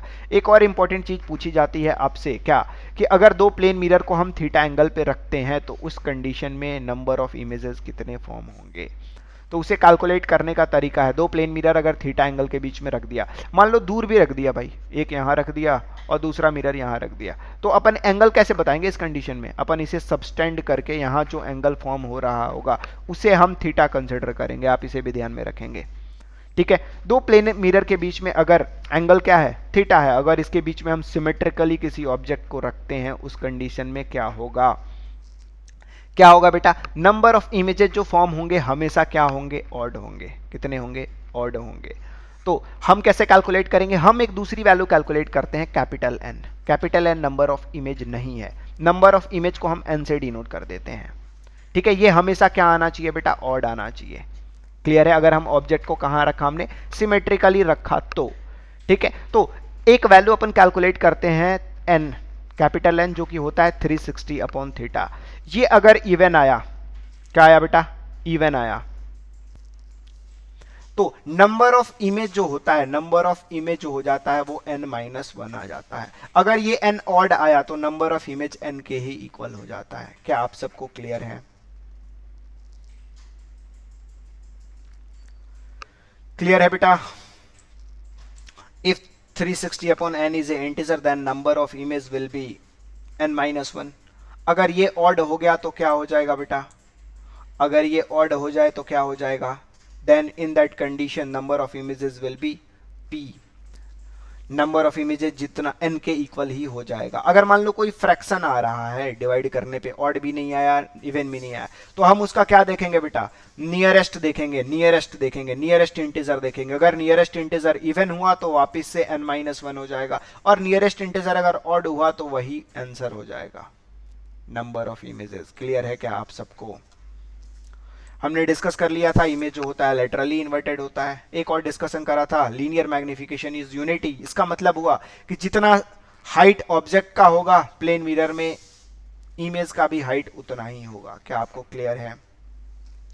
ठीक है, तो ये अपनी हो गई क्या, properties of image formed by plane mirror. आगे देखे बेटा, आपको एक क्वेश्चन पूछा हुआ कि a ray of light on a plane mirror along i cap plus j cap minus k cap. एक रे ऑफ लाइट है जिसे हम कहाँ इंसिडेंट करते हैं, एक प्लेन मिरर पे, जो आई cap plus j cap minus k cap के अलॉन मूव कर रहा है। ये कौन सा लाइट है भाई? इंसिडेंट रे है। ठीक है, ray of light on a plane mirror along a vector I plus j minus k. The normal on incident point is along I plus j. इस पे जो नॉर्मल है वो I plus j के along है। ठीक है, मान लो कोई प्लेन मिरर है, I plus j माइनस के along रखा हुआ है और इसका नॉर्मल किधर है भाई? I plus j के along है। मतलब क्या ये एक्स वाई प्लेन में है? क्या नॉर्मल किधर है भाई? एक्स वाई प्लेन में है। Find the unit vector alone reflected ray. आपको बताना है रिफ्लेक्टेड रे का यूनिट वेक्टर। अगर मान लो नॉर्मल यानी लाइट रे जिधर से आ रहा है वो कौन सा डायरेक्शन है? आई कैप प्लस जे कैप है, तो रिफ्लेक्शन के बाद ये इसका अपोजिट हो जाएगा क्या? रिफ्लेक्शन के बाद उसका अपोजिट हो जाएगा क्या? तो नॉर्मल क्या हो जाएगा भाई उस कंडीशन में? माइनस आई कैप माइनस जे कैप हो जाएगा क्या? यही होगा ना भाई? यही होगा क्या? तो ये नॉर्मल हो गया, लेकिन हमें क्या बताना है भाई? रिफ्लेक्टेड रे बताना है, यानी रिफ्लेक्टेड रे का आई और जे कंपोनेंट चेंज हो जाएगा, के तो एज इट इज रहेगा। तो ये रिफ्लेक्टेड रे कितना हो जाना है? माइनस आई माइनस जे माइनस के। ठीक है, वेक्टर फॉर्म में। अगर अपनी को यूनिट वेक्टर बताना है तो क्या होगा? R vector upon magnitude of vector R होगा क्या? आर कैप अगर बताना है तो ये कितना आ जाएगा बेटा? आई कैप माइनस जे cap minus k cap upon इसकी unit one square plus one square plus one square कितनी होगी बेटा? रूट अंडर 3 होगी क्या? तो ये अपना यूनिट वेक्टर आ गया रिफ्लेक्टेड रे के डायरेक्शन के अलोन। क्या आप सबको क्लियर है? ऐसे इजी क्वेश्चंस पूछे जा सकते हैं, बस आपको देखना है रिफ्लेक्ट कर रहा है जिस प्लेन पे कर रहा है उसके प्लेन के कंपोनेंट्स क्या हो जाएंगे बेटा? अपोजिट हो जाएंगे। ठीक है, अब अपन बात कर लेते हैं किसकी? Reflection eight spherical mirror. Spherical mirror से रिफ्लेक्शन कैसे होगा उसका डिस्कशन अपन कर लेते हैं। स्टार्ट करे भाई, स्टार्ट कर ले। तो अपना टॉपिक है रिफ्लेक्शन एट स्पेरिकल मिरर। तो अपना स्पेरिकल मिरर क्या होता है बेटा? स्पेरिकल मिरर अभी हमने थोड़ी देर पहले आपको एक्सप्लेन करा था। स्पेरिकल मिरर क्या होता है? हम एक स्पेरिकल ग्लास लेते हैं। क्या करते हैं? एक ग्लास लेते हैं जो किस शेप का हो? स्फीयर, सर्कल नहीं बेटा, स्फीयर, 3 डायमेंशनल स्फीयर हो। इसे क्या करेंगे? इसमें से अपन कट करके क्या करते हैं? कट करते हैं। क्या करते हैं? इसके कुछ पार्ट को कट करके हम क्या बनाते हैं? स्पेरिकल मिरर बनाते हैं। अपने जो स्पेरिकल मिरर होते हैं दो तरह के होते हैं। देखो कौन कौन से? एक कॉनकेव मिरर और दूसरा कॉन्वेक्स मिरर। कौन कौन सा बेटा? एक कॉनकेव मिरर, एक कॉन्वेक्स मिरर। समझो एक स्फीयर है ये अपने पास, ठीक है, जिसका सेंटर कहाँ है? यहाँ कहीं लाई कर रहा है, सेंटर इसका हमने सी बोल दिया। ठीक है, हमने इससे क्या करा? दो पार्ट कट करा। एक ए बी अपर्चर हमने कट करा और दूसरा एक हमने सीडी अपर्चर कट करा। क्या आपको देखने में ये ऐसा दिखेगा क्या? कुछ इसका सरफेस ऐसा होगा। इस पूरे पार्ट को अपन क्या बोलते हैं बेटा? अपर्चर बोलते हैं। क्लियर है? अब बात कर ले हमने क्या करा बेटा। अब ये ट्रांसपेरेंट है। इनिशियली कैसा है बेटा? ये स्फीयर ट्रांसपेरेंट है। अब इसे मिरर बनाने के लिए क्या करना पड़ता है बेटा? मिरर मतलब जो रिफ्लेक्ट करे। तो रिफ्लेक्ट करने के लिए हम क्या करेंगे? पॉलिश करेंगे। क्या करेंगे बेटा? पॉलिश। अगर हम आउटर पार्ट को, इस ट्रांसपेरेंट स्फीयर के आउटर पार्ट को पॉलिश कर दें और इसका इनर पार्ट रिफ्लेक्टिंग हो, मतलब लाइट इधर से आए, इसको ये क्या करे? रिफ्लेक्ट करे, वैसे मिरर को हम बोलते हैं बेटा कॉनकेव। क्या बोलते हैं? Concave mirror. अगर हमने क्या करा? इनर वाले पोर्शन को इस बार क्या करा? पॉलिश कर दिया, कलर कर दिया, सिल्वरिंग कर दी, तो क्या होगा बेटा? इस कंडीशन में बाहर वाले सरफेस पे क्या होगा बेटा? लाइट इंसिडेंट होगा और इस मिरर को अपन बोलते हैं कॉन्वेक्स मिरर। तो स्पेरिकल मिरर दो तरह की होती हैं। कौन कौन सी? कॉनकेव और कॉन्वेक्स। क्लियर है? आगे बढ़े बेटा।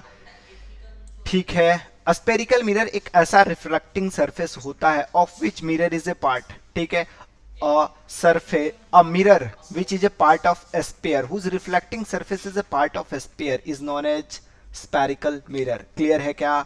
स्पेरिकल मिरर दो तरह का होता है। कौन कौन सा?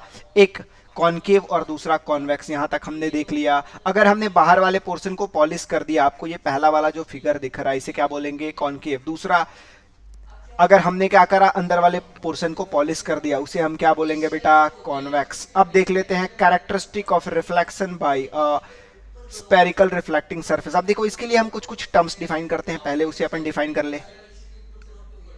क्या क्या? पोल। पोल क्या होता है? अपर्चर का जो ये जो रिफ्लेक्टिंग पूरा सरफेस है, इसके सेंट्रल पॉइंट को हमने क्या बोल दिया? पोल।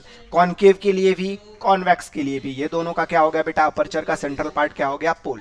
अब दूसरा पार्ट आता है centre of curvature. Centre of curvature क्या होता है? जिस कर्व से हमने उस मिरर को कट करा है, उसके सेंटर को क्या बोलेंगे बेटा?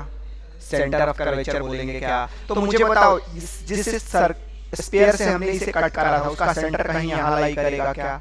और हमने जब कॉन्वेक्स की बात करी तो क्या इसका सेंटर यहां लाई करेगा? तो ये सेंटर ऑफ कर्वेचर ऑफ क्या होगा बेटा?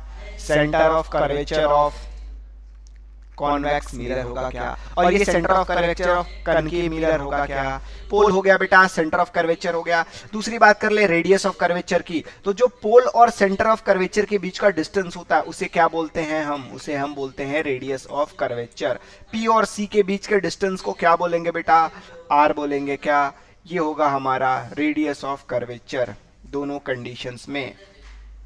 क्लियर है सबको? नेक्स्ट पॉइंट अपन बात कर ले प्रिंसिपल एक्सिस। ऐसा लाइन जो सेंटर ऑफ कर्वेचर और पोल से पास हो उसे हम क्या बोलेंगे? Principal axis. हमने एक्सिस के बारे में पहले भी डिस्कस कर लिया था। आगे बढ़े बेटा। प्रिंसिपल फोकस क्या होता है? देखो भाई, फोकस और प्रिंसिपल फोकस एक ही चीजें हैं, अपन इसे जनरली फोकस भी बोलते हैं। ठीक है, अब देखो फोकस को अपन कैसे डिफाइन करते हैं। देखो फोकस अगर दोनों के लिए स्पेरिकल मिरर के लिए डिफाइन कर रहा हो तो फोकस वो पॉइंट होता है अगर कोई भी लाइट, अपन क्या करें, कोई भी लाइट प्रिंसिपल एक्सिस के पैरेलल अगर इंसिडेंट करते हैं तो रिफ्लेक्शन के बाद वो जिस पॉइंट पे सारी लाइंस कन्वर्ज करती हैं उसे क्या बोलेंगे? कन्वर्ज अगर करे, एक्चुअली में कन्वर्ज करे उसे बोलते हैं फोकस ऑफ कॉनकेव मिरर। लेकिन एक्चुअल में कन्वर्ज नहीं करके ऐसा अपीयर हो कि कन्वर्ज हो रहा है उसे हम बोलेंगे focus of convex mirror. Clear है? क्लियर है बेटा? फोकस क्या होता है? प्रिंसिपल एक्सिस के पैरेलल आने वाली लाइट जिस लाइन से पास होती हैं या पास होते हुए अपीयर होती हैं उसे हम क्या बोलेंगे? फोकस बोलेंगे। आप इस डायग्राम में देखेंगे बेटा, ये लाइट रे आ रही है, एक दूसरी लाइट रे आ रही है, ये रिफ्लेक्शन के बाद कहां मीट कर रहा है? दोनों इस पॉइंट पे मीट कर रहा है। क्या? तो ये इसका क्या हो जाएगा? कॉनकेव मिरर का फोकस हो जाएगा। क्लियर है? कॉन्वेक्स के लिए बात कर ले, वापिस से प्रिंसिपल एक्सिस के पैरेलल लाइट रेज आ रही हैं, लेकिन एक्चुअल में लाइट रे यहां मिरर के अंदर जा सकती है क्या? ये पॉलिश्ड है तो अंदर नहीं जा सकती, लाइट रे इस डायरेक्शन के अलोन जाएगी। यहां से ये दूसरी वाली लाइट रे आके टकरा के यहां से इसके अलोन जाएगी। लेकिन हमें क्या अपीयर होगा कि ये लाइट रे किसी पीछे पॉइंट से आ रही हैं, हमें क्या होगा? अपीयर होगा। तो इस पॉइंट को क्या बोलेंगे बेटा? Focus of convex mirror. Clear है फोकस का कंसेप्ट आप सबको? तो हमने फोकस को डिफाइन कर लिया भाई। फोकल लेंथ क्या होता है? पोल और फोकस के बीच के डिस्टेंस को अपन क्या बोलेंगे? Focal length. कॉनकेव के लिए भी, कॉन्वेक्स के लिए भी। तो फोकल लेंथ भी हो गया। अपर्चर हमने डिस्कस कर लिया है, रिफ्लेक्टिंग सरफेस को अपर्चर बोलते हैं, पूरे एरिया को। ठीक है, अब इमेज फॉर्मेशंस के कुछ रूल्स होते हैं बेटा। क्या होते हैं? 3 रूल्स होते हैं कॉनकेव मिरर या कॉन्वेक्स मिरर से इमेज फॉर्मेशन के। 3 रूल्स होते हैं। तीनों मिरर से अपन, तीनों रूल के हेल्प से अपन रे ट्रेसिंग करते हैं। पहला रूल क्या होता है? If the incident ray is parallel to principal axis, reflected ray passes through focus. पहला रूल क्या होगा? अगर कोई भी लाइट प्रिंसिपल एक्सिस के पैरेलल हो तो रिफ्लेक्शन के बाद वो फोकस से पास होगा।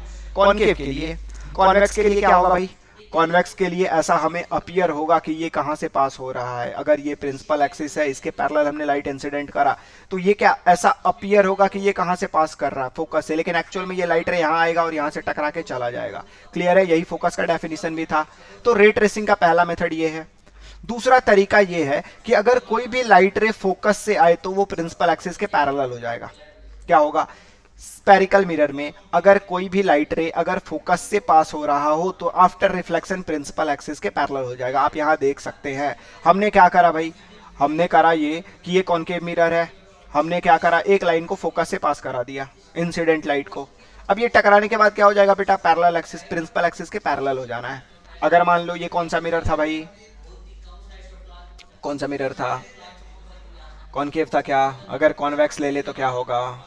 तो कॉन्वेक्स ले ले तो मुझे बताएं आप, इसका फोकस कहीं यहाँ लाई कर रहा होगा क्या? अगर लाइट रे हम कुछ ऐसा इंसिडेंट करें ताकि ये किसके तरफ जाता हुआ दिखाई दे? फोकस के तरफ, तो ये क्या हो जाएगा? प्रिंसिपल एक्सिस के पैरेलल हो जाएगा। क्या?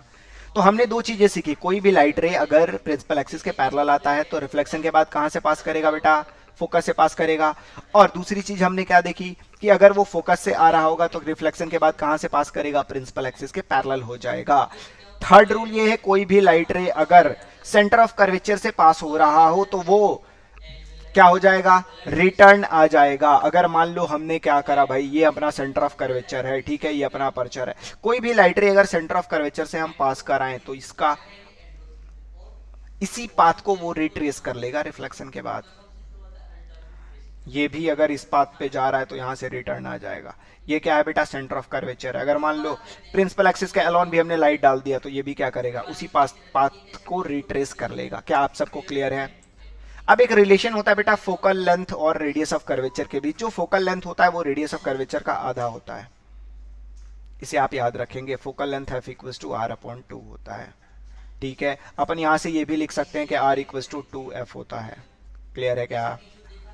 अब अपन बात कर लेते हैं थोड़ी साइन कन्वेंशन की। साइन कन्वेंशन क्या होता है, हम किस डायरेक्शन को पॉजिटिव और नेगेटिव लेते हैं, तो बात कर लें। देखो, इसको याद रखने का सबसे सिंपलेस्ट तरीका ये है, जिस डायरेक्शन के अलोन लाइट जा रहा है उसे हम पॉजिटिव कंसिडर करेंगे। मान लो ये इंसिडेंट लाइट का डायरेक्शन है ना, इसे हम क्या कंसिडर करेंगे, पॉजिटिव, ठीक है।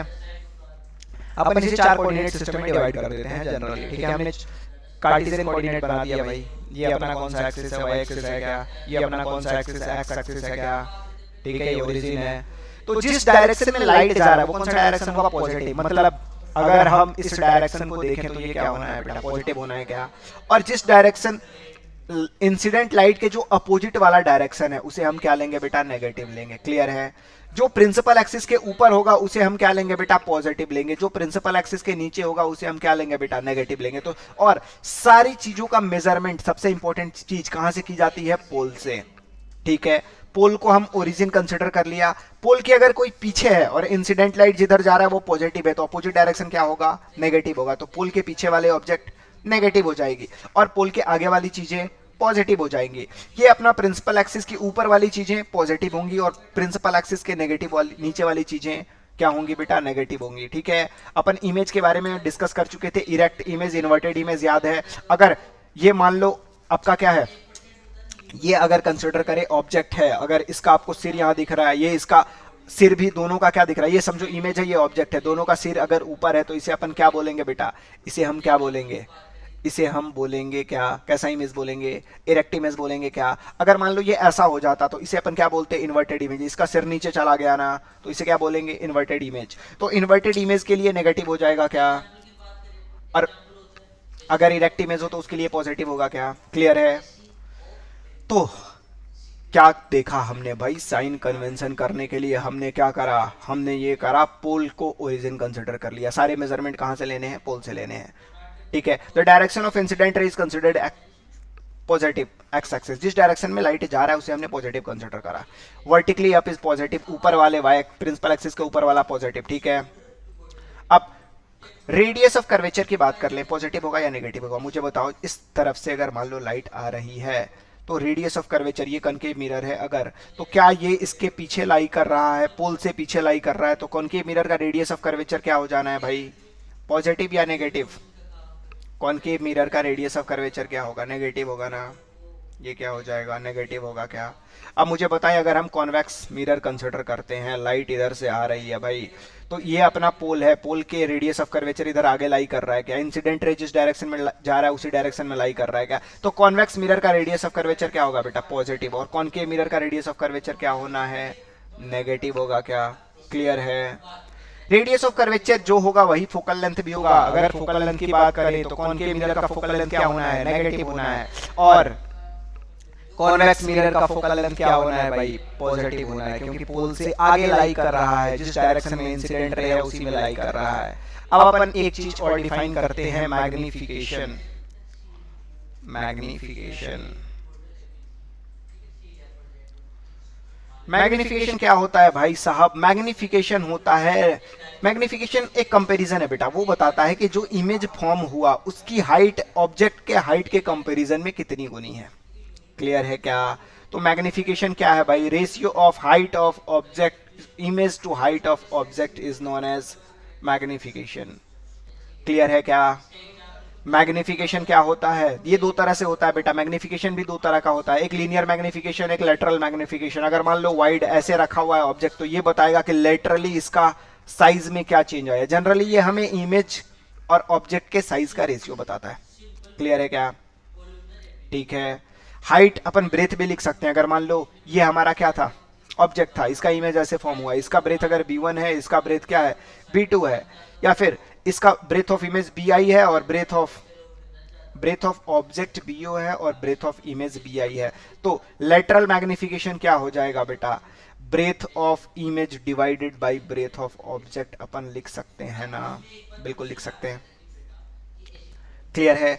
अब मैग्निफिकेशन आप आगे देखेंगे हम, तो मैग्निफिकेशन को हम डिस्टेंस ऑफ ऑब्जेक्ट और डिस्टेंस ऑफ इमेज के टर्म्स में भी रिप्रेजेंट कर सकते हैं। उसके पहले अपन बात कर लेते हैं थोड़ी सी डिस्टेंस ऑफ ऑब्जेक्ट और डिस्टेंस ऑफ इमेज की। तो हमने क्या करा भाई, एक हमने मिरर कंसिडर कर लिया। क्या कंसिडर कर लिया भाई? हमने एक मिरर कंसिडर कर लिया। कौन सा? कोई सा भी, कनकेव ही कंसिडर कर लेते हैं। अब ये हो गया अपना प्रिंसिपल एक्सिस। ठीक है। अब प्रिंसिपल एक्सिस को लेके हमने क्या क्या डिस्कस करा था, इसके रिगार्डिंग यहाँ सेंटर ऑफ कर्वेचर होगा, यहाँ क्या होगा भाई, फोकस होगा, यहाँ क्या होगा भाई, पोल होगा। अब कोई भी लाइट रे अगर जिस डायरेक्शन में जा रही है उसे हम क्या कंसिडर करेंगे, पॉजिटिव। तो आप मुझे बताएंगे कॉनकेव मिरर का सेंटर ऑफ कर्वेचर क्या होना है, यहाँ से यहाँ तक वाली डिस्टेंस रेडियस ऑफ कर्वेचर क्या होनी है, आर क्या होगा भाई, नेगेटिव होगा क्या, फोकस क्या होगा भाई, नेगेटिव होगा क्या। अगर मान लो ऑब्जेक्ट को रखते हैं, ऑब्जेक्ट को कहाँ रखेंगे बेटा, मिरर के पहले ही रखेंगे ना, इधर कहीं रख दिया हमने मान लो। तो इस कंडीशन में ये मुझे बताओ, ये क्या इंसिडेंट लाइट के जिस डायरेक्शन में जा रहा है, पोल को रेफरेंस कंसिडर करें तो वहां से क्या है, नेगेटिव है क्या। तो ऑब्जेक्ट का डिस्टेंस क्या होगा भाई साहब, नेगेटिव। ऑब्जेक्ट को अपन यू से डिनोट करते हैं। यू क्या होता है भाई, पोल से जो ऑब्जेक्ट का डिस्टेंस होता है वो क्या होगा, यू। यू क्या होगा, distance of object from pole, distance of object from pole. Clear है क्या? ठीक है। और v क्या होता है, मान लो इसकी इमेज बन गई भाई साहब, मान लो इमेज कहीं इधर बन गई, v क्या होगा, distance of image from pole, distance of image from pole. क्या आप सबको क्लियर है यहां तक सब कुछ? तो हमने क्या क्या देख लिया भाई, हमने साइन कन्वेंशन देख लिया, ऑब्जेक्ट को यू से रिप्रेजेंट करते हैं, ऑब्जेक्ट के डिस्टेंस को यू से रिप्रेजेंट करते हैं, कहां से भाई, पोल से। और इमेज के डिस्टेंस को वी से डिनोट करते हैं, कहां से भाई, पोल से। सारे मेजरमेंट कहां से लेने हैं, पोल से। किस डायरेक्शन को पॉजिटिव कंसिडर करना है, जिस डायरेक्शन में लाइट जा रही है उसे अपने को पॉजिटिव कंसिडर करना है। क्लियर है क्या? मैग्निफिकेशन क्या होता है, ratio of height of image to height of object. हमें बताता है कि इमेज ऑब्जेक्ट के कंपैरिजन में कितना टाइम्स बन रहा है। यूनिट की बात कर लें तो इसका यूनिट नहीं होता है, ये एक यूनिटलेस क्वांटिटी है। क्या है बेटा, यूनिटलेस क्वांटिटी। क्या आपको यहां तक समझ आ गया क्या? क्लियर है? आगे बढ़े अपन। मैग्निफिकेशन हमने देखा दो तरह का होता है, लेटरल और लॉन्गिट्यूडनल। लेटरल मैग्निफिकेशन क्या होगा भाई, क्या होगा, B I upon B O, breadth of image upon breadth of object होगा क्या, और height of image upon height of object होगा क्या। इसे अपन एक तरह से और लिख सकते हैं, क्या लिख सकते हैं, माइनस वी अपॉन यू भी लिख सकते हैं। मैग्निफिकेशन को एक और टर्म में लिख सकते हैं, मैग्निफिकेशन क्या होगा, minus of V upon U. V क्या होगा, distance of image from optical centre. U क्या होगा बेटा, distance of object from optical centre या फिर पोल। आगे बढ़े। लॉन्गिट्यूडनल मैग्निफिकेशंस को आप एक तरह से और भी लिख सकते हो, v2 minus V1 upon u2 minus u1, किसी भी साइज का हो तो अपन उसके लिए कैलकुलेट कर सकते हैं। क्या आप सबको क्लियर है? आगे बढ़े। अब रे ट्रेसिंग कैसे करें बेटा, तो हमने रे ट्रेसिंग के ये तीनों रूल, दो रूल्स हमने डिस्कस कर लिए थे। कौन कौन सा भाई?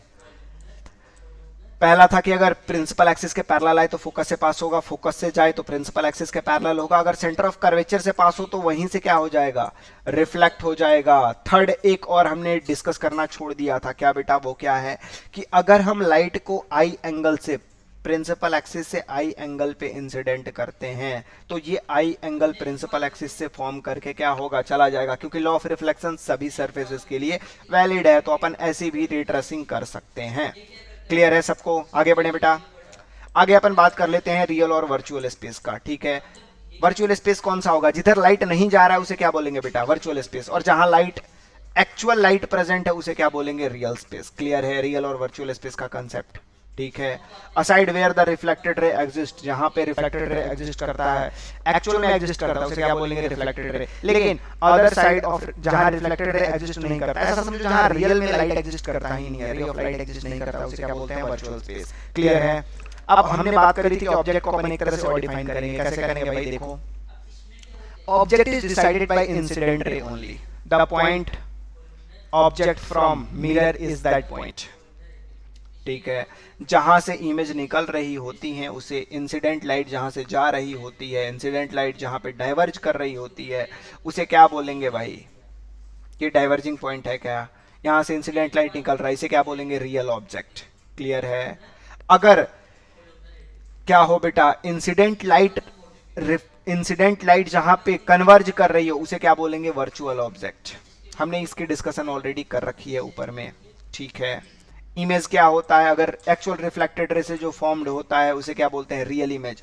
और जो ऐसे एक्चुअल रिफ्लेक्टेड रे से फॉर्म नहीं होके, देखो, इमेज को कौन डिसाइड करता है? रिफ्लेक्टेड रे डिसाइड करता है। ऑब्जेक्ट को कौन डिसाइड करता है? इंसिडेंट रे डिसाइड करता है। अगर इंसिडेंट रे क्या हो बेटा, इंसिडेंट रे क्या हो, एक पॉइंट से डाइवर्ज कर रहा हो तो कैसा होगा?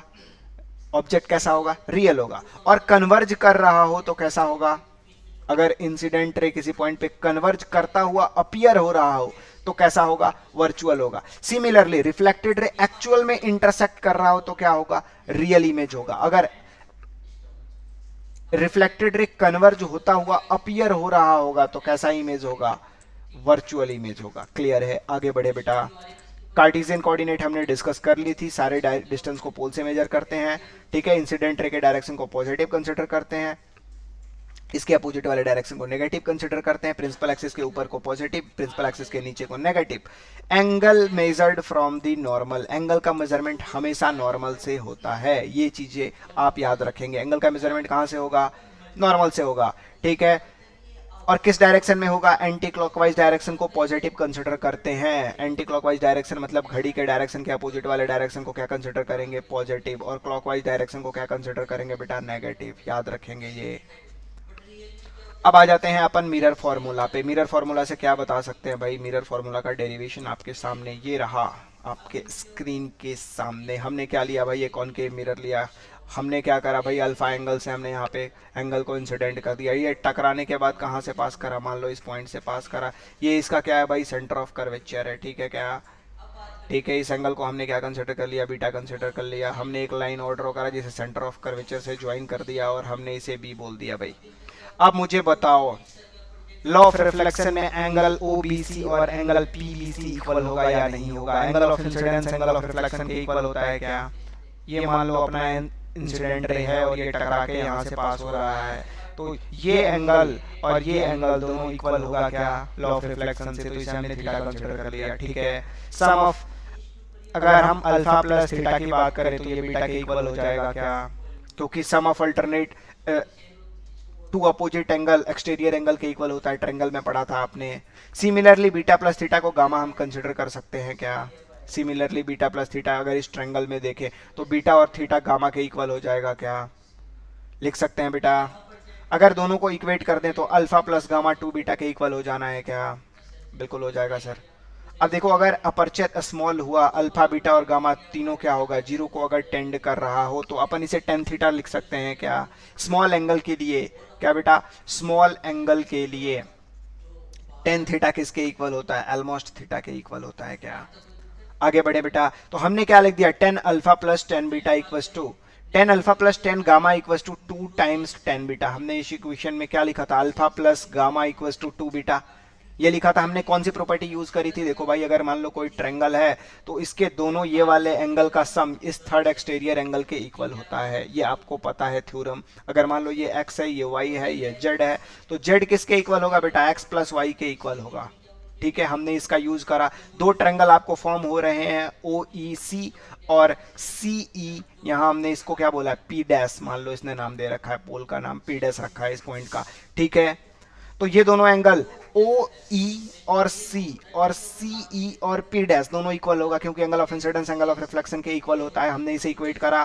ठीक है, हमने इस एंगल को हमने अल्फा बोला है भाई, अल्फा प्लस थीटा किसके इक्वल हो गया भाई, इस एंगल बीटा के इक्वल हो गया क्या, बीटा प्लस थीटा किसके इक्वल हो गया भाई, गामा के इक्वल हो गया। दोनों को हमने इक्वेट कर दिया, अल्फा प्लस गामा किसके इक्वल आ गया, 2 बीटा के इक्वल। स्मॉल एंगल है तो थीटा को, अल्फा को 10 अल्फा लिख सकते हैं, बीटा को 10 बीटा लिख सकते हैं, और गामा को 10 गामा लिख सकते हैं। यहां से हमने इक्वेट कर दिया। अब इस ट्रेंगल में हमने टेन थीटा क्या होता है भाई, टेन थीटा बताओ क्या होता है, टेन थीटा क्या होता है भाई, परपेंडिकुलर अपॉन बेस होता है क्या, हमने परपेंडिकुलर अपॉन बेस तीनों में लिख दिया क्या।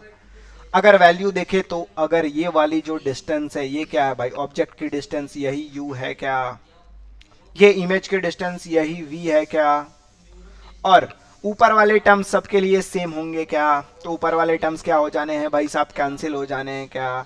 तो साइन कन्वेंशन अगर अप्लाई कर दे तो यहाँ पे one upon minus one upon V minus one upon U minus 2 upon R के इक्वल आ जाएगा क्या, क्योंकि सब में ऊपर वाले में न्यूमरेटर बीपी बीपी बीपी क्या हो जाना है बेटा, कैंसिल हो जाना है। तो अपना फॉर्मूला यहाँ से क्या निकल के आ जाएगा बेटा,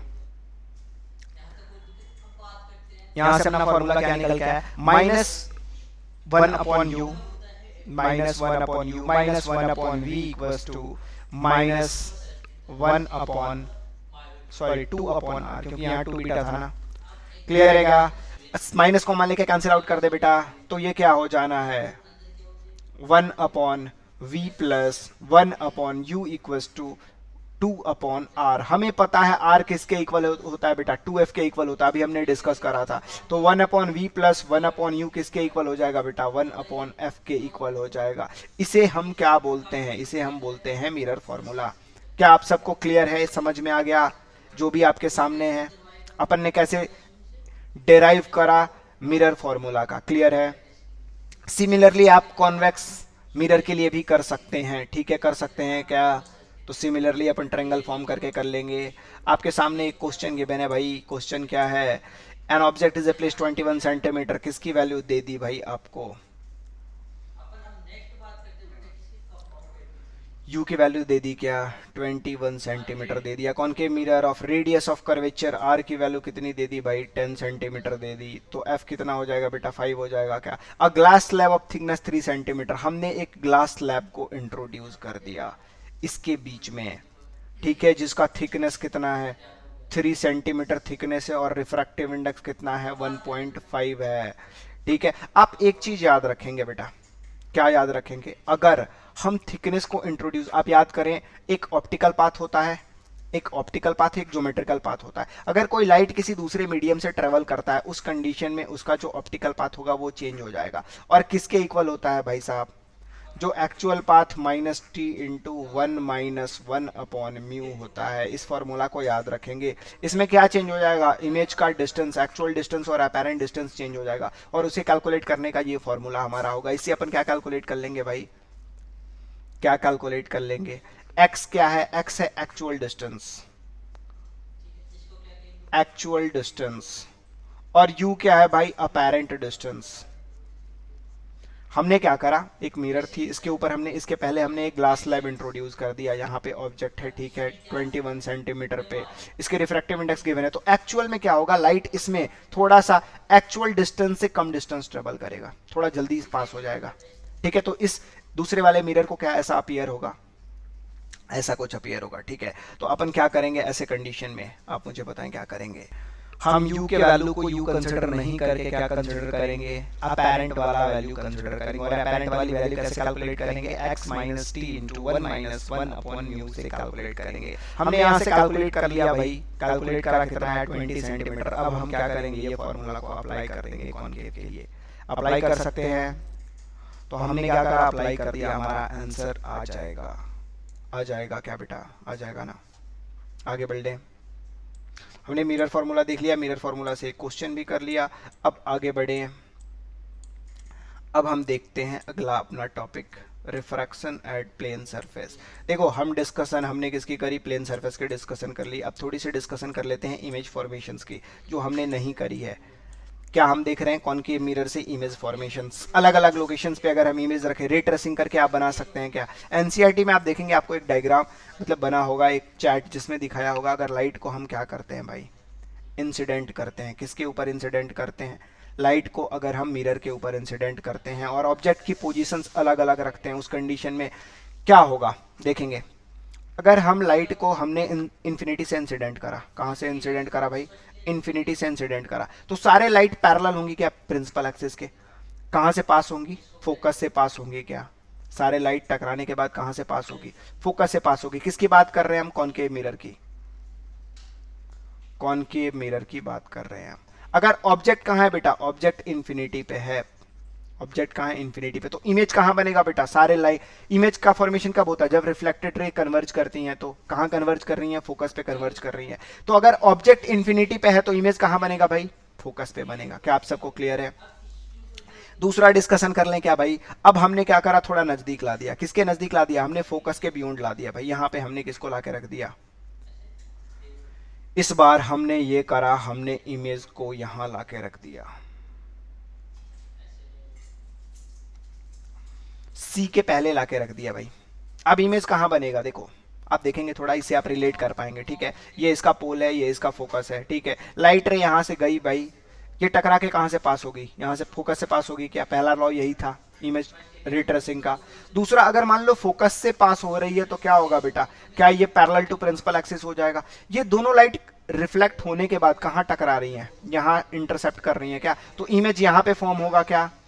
तो अगर हमने क्या करा, ऑब्जेक्ट को कहां पे रख दिया भाई, ऑब्जेक्ट को अगर हमने सी के बियॉन्ड रखा, सी के पहले रखा, तो इमेज कहां बन रही है, सी और एफ के बीच में बन रही है। इसे आप याद रखेंगे, कहां बन रही है बेटा, सी और एफ के बीच में इमेज बनेगी। आप सबको क्लियर है क्या, आगे बढ़े। तो पहला कंडीशन इन्फिनिटी पे होगा तो इमेज कहां बनेगा, फोकस पे बनेगा। और एक और बात आपसे पूछी जाती है, इसका नेचर कैसा होगा, ये कैसा होगा भाई, डिमिनिश्ड होगा क्या, कैसा होगा बेटा, ये डिमिनिश्ड होगा, ठीक है। इसकी बात कर लें तो इससे अगर हम देखें यहाँ पे तो स्मॉल साइज का होगा, कैसा होगा भाई, स्मॉल साइज का इमेज फॉर्म होगा। एक और बात कर लें, ये डिमिनिश्ड होगा तो ये अब बता सकते हैं कि अपन ये इन्वर्टेड है, इरेक्ट है, ऐसा कुछ बता सकते हैं, नहीं बता सकते। एक चीज तो बता सकते हैं, ये लाइट रिफ्लेक्टेड रे के एक्चुअल इंटरसेक्शन से फॉर्म हो रहा है, तो कैसा होगा भाई, इमेज रियल होगा। क्या होगा बेटा, रियल। अगर ऑब्जेक्ट इंफिनिटी पे हो तो इमेज कैसा होगा, डिमिनिश्ड होगा, रियल होगा। ये दो चीजें हम बता सकते हैं। दूसरे कंडीशन में अगर ऑब्जेक्ट सी के क्या हो, पहले हो, तो इमेज कैसा होगा, क्या ये इसका सिर ऊपर है और इसका सिर नीचे दिख रहा है, इसे अपन क्या बोलते हैं, इन्वर्टेड बोलते हैं क्या, तो इमेज कैसा होगा, इन्वर्टेड होगा। साइज क्या होगी बेटा, स्मॉल साइज का ऑब्जेक्ट होगा। रियल होगा या वर्चुअल होगा, तो एक्चुअल इंटरसेक्शन से बन रहा है तो क्या होगा बेटा, रियल होगा। क्लियर है, यहां तक क्लियर है क्या। तो ये इमेज इन्वर्टेड हो गया, स्मॉल हो गया, रियल हो गया। आगे बढ़े। अब हमने क्या करा भाई, इसको उठा के सेंटर ऑफ कर्वेचर पे ही रख दिया, ठीक है। तो आप एब्जॉर्ब करेंगे कि लाइट रे फोकस से पास होगा और फोकस से पास होने वाला यहां से कट करेगा। तो अगर ऑब्जेक्ट को हम कहां रखते हैं, सेंटर ऑफ कर्वेचर पे रखते हैं, तो इमेज का भी फॉर्मेशन कहां होगा, सेंटर ऑफ कर्वेचर पे ही होगा। साइज की बात कर ले तो सेम साइज का होगा, कैसा होगा, सेम साइज का होगा। क्लियर है, कैसा होगा, एक्चुअल इंटरसेक्शन से हो रहा है तो कैसा होगा, रियल होगा। रियल के साथ साथ उल्टा दिख रहा है क्या, तो इन्वर्टेड होगा। क्लियर है,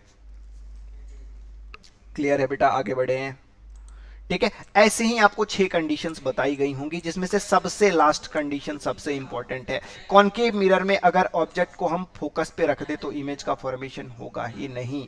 लेकिन अगर ऑब्जेक्ट को हम का, एक और चीज देखेंगे आप यहां, जैसे जैसे हम ऑब्जेक्ट को नजदीक लाते जा रहे हैं, इमेज क्या हो रहा है, पोल से दूर जाते जा रहा है कि नहीं। पहले कंडीशन में फोकस था, अब फोकस से दूर चला गया। अगली बार हम सेंटर ऑफ कर्वेचर के पास ला दिए तो ये सेंटर ऑफ कर्वेचर पे बन गया। अब हम ऑब्जेक्ट को क्या करेंगे, सेंटर ऑफ कर्वेचर और फोकस के बीच में ला दिए तो ये कहां चला जाएगा, बियॉन्ड सी चला जाएगा। अब हमने क्या करा, फोकस पे रख दिया तो कोई इमेज का फॉर्मेशन नहीं होगा। अब हमने क्या करा भाई, इस कंडीशन में हमने ऑब्जेक्ट को कहां रख दिया, ऑब्जेक्ट को हमने रख दिया फोकस और पोल के बीच। ये कंडीशन सबसे इंपॉर्टेंट है, ये पूछी जाती है बेटा। हमने कॉनकेव मिरर में क्या करा, कॉनकेव मिरर में ऑब्जेक्ट को कहां पे रख दिया, फोकस और पोल के बीच में। ये सबसे इंपॉर्टेंट कंडीशन है। तो लाइट रेज यहां से आएंगी क्या, और ये पैरेलल टू प्रिंसिपल एक्सिस हो जाएगा क्या, ठीक है। दूसरा, लाइट रे अगर पैरेलल टू प्रिंसिपल एक्सिस आ रही है तो ये फोकस से पास हो जाएगी क्या, क्या ये कभी कन्वर्ज करेगा, नहीं करेगा। लेकिन अगर लाइट रे यहां से आ रही है तो क्या ये कन्वर्ज करेगा, बिल्कुल करेगा, इस पॉइंट पे करेगा। तो इमेज इस कंडीशन में कैसा फॉर्म होगा भाई, मुझे बताएं, इमेज कैसा फॉर्म होगा। ऐसा कुछ इमेज दिखेगा क्या, बिल्कुल नहीं दिखेगा भाई। अब बताओ मुझे कैसा दिखेगा। हमारा कंडीशंस क्या गिवन है, कंडीशन ये है कि हमने ऑब्जेक्ट को कहां पे रखा है, ऑब्जेक्ट को हमने यहाँ पे रखा, इस कंडीशन में इमेज कैसा फॉर्म होगा आप मुझे बताएंगे। हमने क्या करा, लाइट को parallel to principal axis incident करा, टकराने के बाद ये कहाँ से पास होगा, फोकस से पास होगा। कहाँ से पास होगा, ऑब्जेक्ट रखा हुआ है पोल और फोकस के बीच, लाइट कहाँ से आ रही है, इन्फिनिटी से आ रही है, पैरेलल टू प्रिंसिपल एक्सिस आ रही है, टकराने के बाद कहाँ से पास होगा, फोकस से पास हो गया भाई, ये सॉरी फोकस से पास होगा ना, ऐसे कहीं पास होगा। तो ये अंदर की तरफ हम ऐसा कंसिडर कर सकते हैं क्या। दूसरी लाइट रे कहां से आई भाई, दूसरी लाइट रे आ गई अपनी फोकस से, दूसरी लाइट रे कहां से आ गई, दूसरी लाइट रे आ गई फोकस से, ये फोकस से आ रही है, फोकस से आ रही है तो ये टकरा के एक्चुअल में इधर चला जाएगा क्या, लेकिन क्या अपीयर होगा कि ये इधर को जा रहा है। अब क्या हुआ, यहां पे ऐसा अपीयर हो रहा है कि ये लाइट क्या हो रहा है, रिफ्लेक्टेड रे मीट करता हुआ अपीयर हो रहा है। अपीयर हो रहा है तो कैसा इमेज फॉर्म होता है, वर्चुअल इमेज होता है क्या, ये इमेज कैसा होगा, वर्चुअल। क्या ये सीधा है, बिल्कुल सीधा है। ये इमेज कैसा है बेटा, इरेक्ट है। लार्ज साइज का है क्या, बिल्कुल लार्ज साइज का है। ठीक है, तो ये कंडीशंस आप याद रखेंगे। अपना जो कौन सा mirror, concave mirror real as well as virtual image बनाता है। वर्चुअल इमेज कब बनाता है, जब ऑब्जेक्ट क्या हो, पोल और फोकस के बीच में हो। अदरवाइज कैसे इमेज बनाता है, हर कंडीशंस में इमेज कैसे बनते हैं, वर्चुअल बनते हैं। एक कंडीशन में क्या, सॉरी रियल बनते हैं, एक कंडीशन में क्या होता है, वर्चुअल बनता है। कौन सा कंडीशन, अगर ऑब्जेक्ट कहां हो, पोल और फोकस के बीच में हो। क्या आप सबको क्लियर है, यहां तक सबको क्लियर है। कॉन्वेक्स की बात करें तो कॉन्वेक्स में एक ही पोजीशन अवेलेबल होता है अपने पास। अपन क्या कर सकते हैं भाई, इसके लिए पोल इधर है, फोकस इधर है, सेंटर ऑफ कर्वेचर इधर है। ठीक है, एक तो लाइट रे पैरेलल आएगा, पैरेलल आएगा तो इमेज कैसा फॉर्म होगा, ऐसा अपीयर होगा कि ये कहां मीट कर रहा है, फोकस पे, तो डिमिनिश्ड होगा।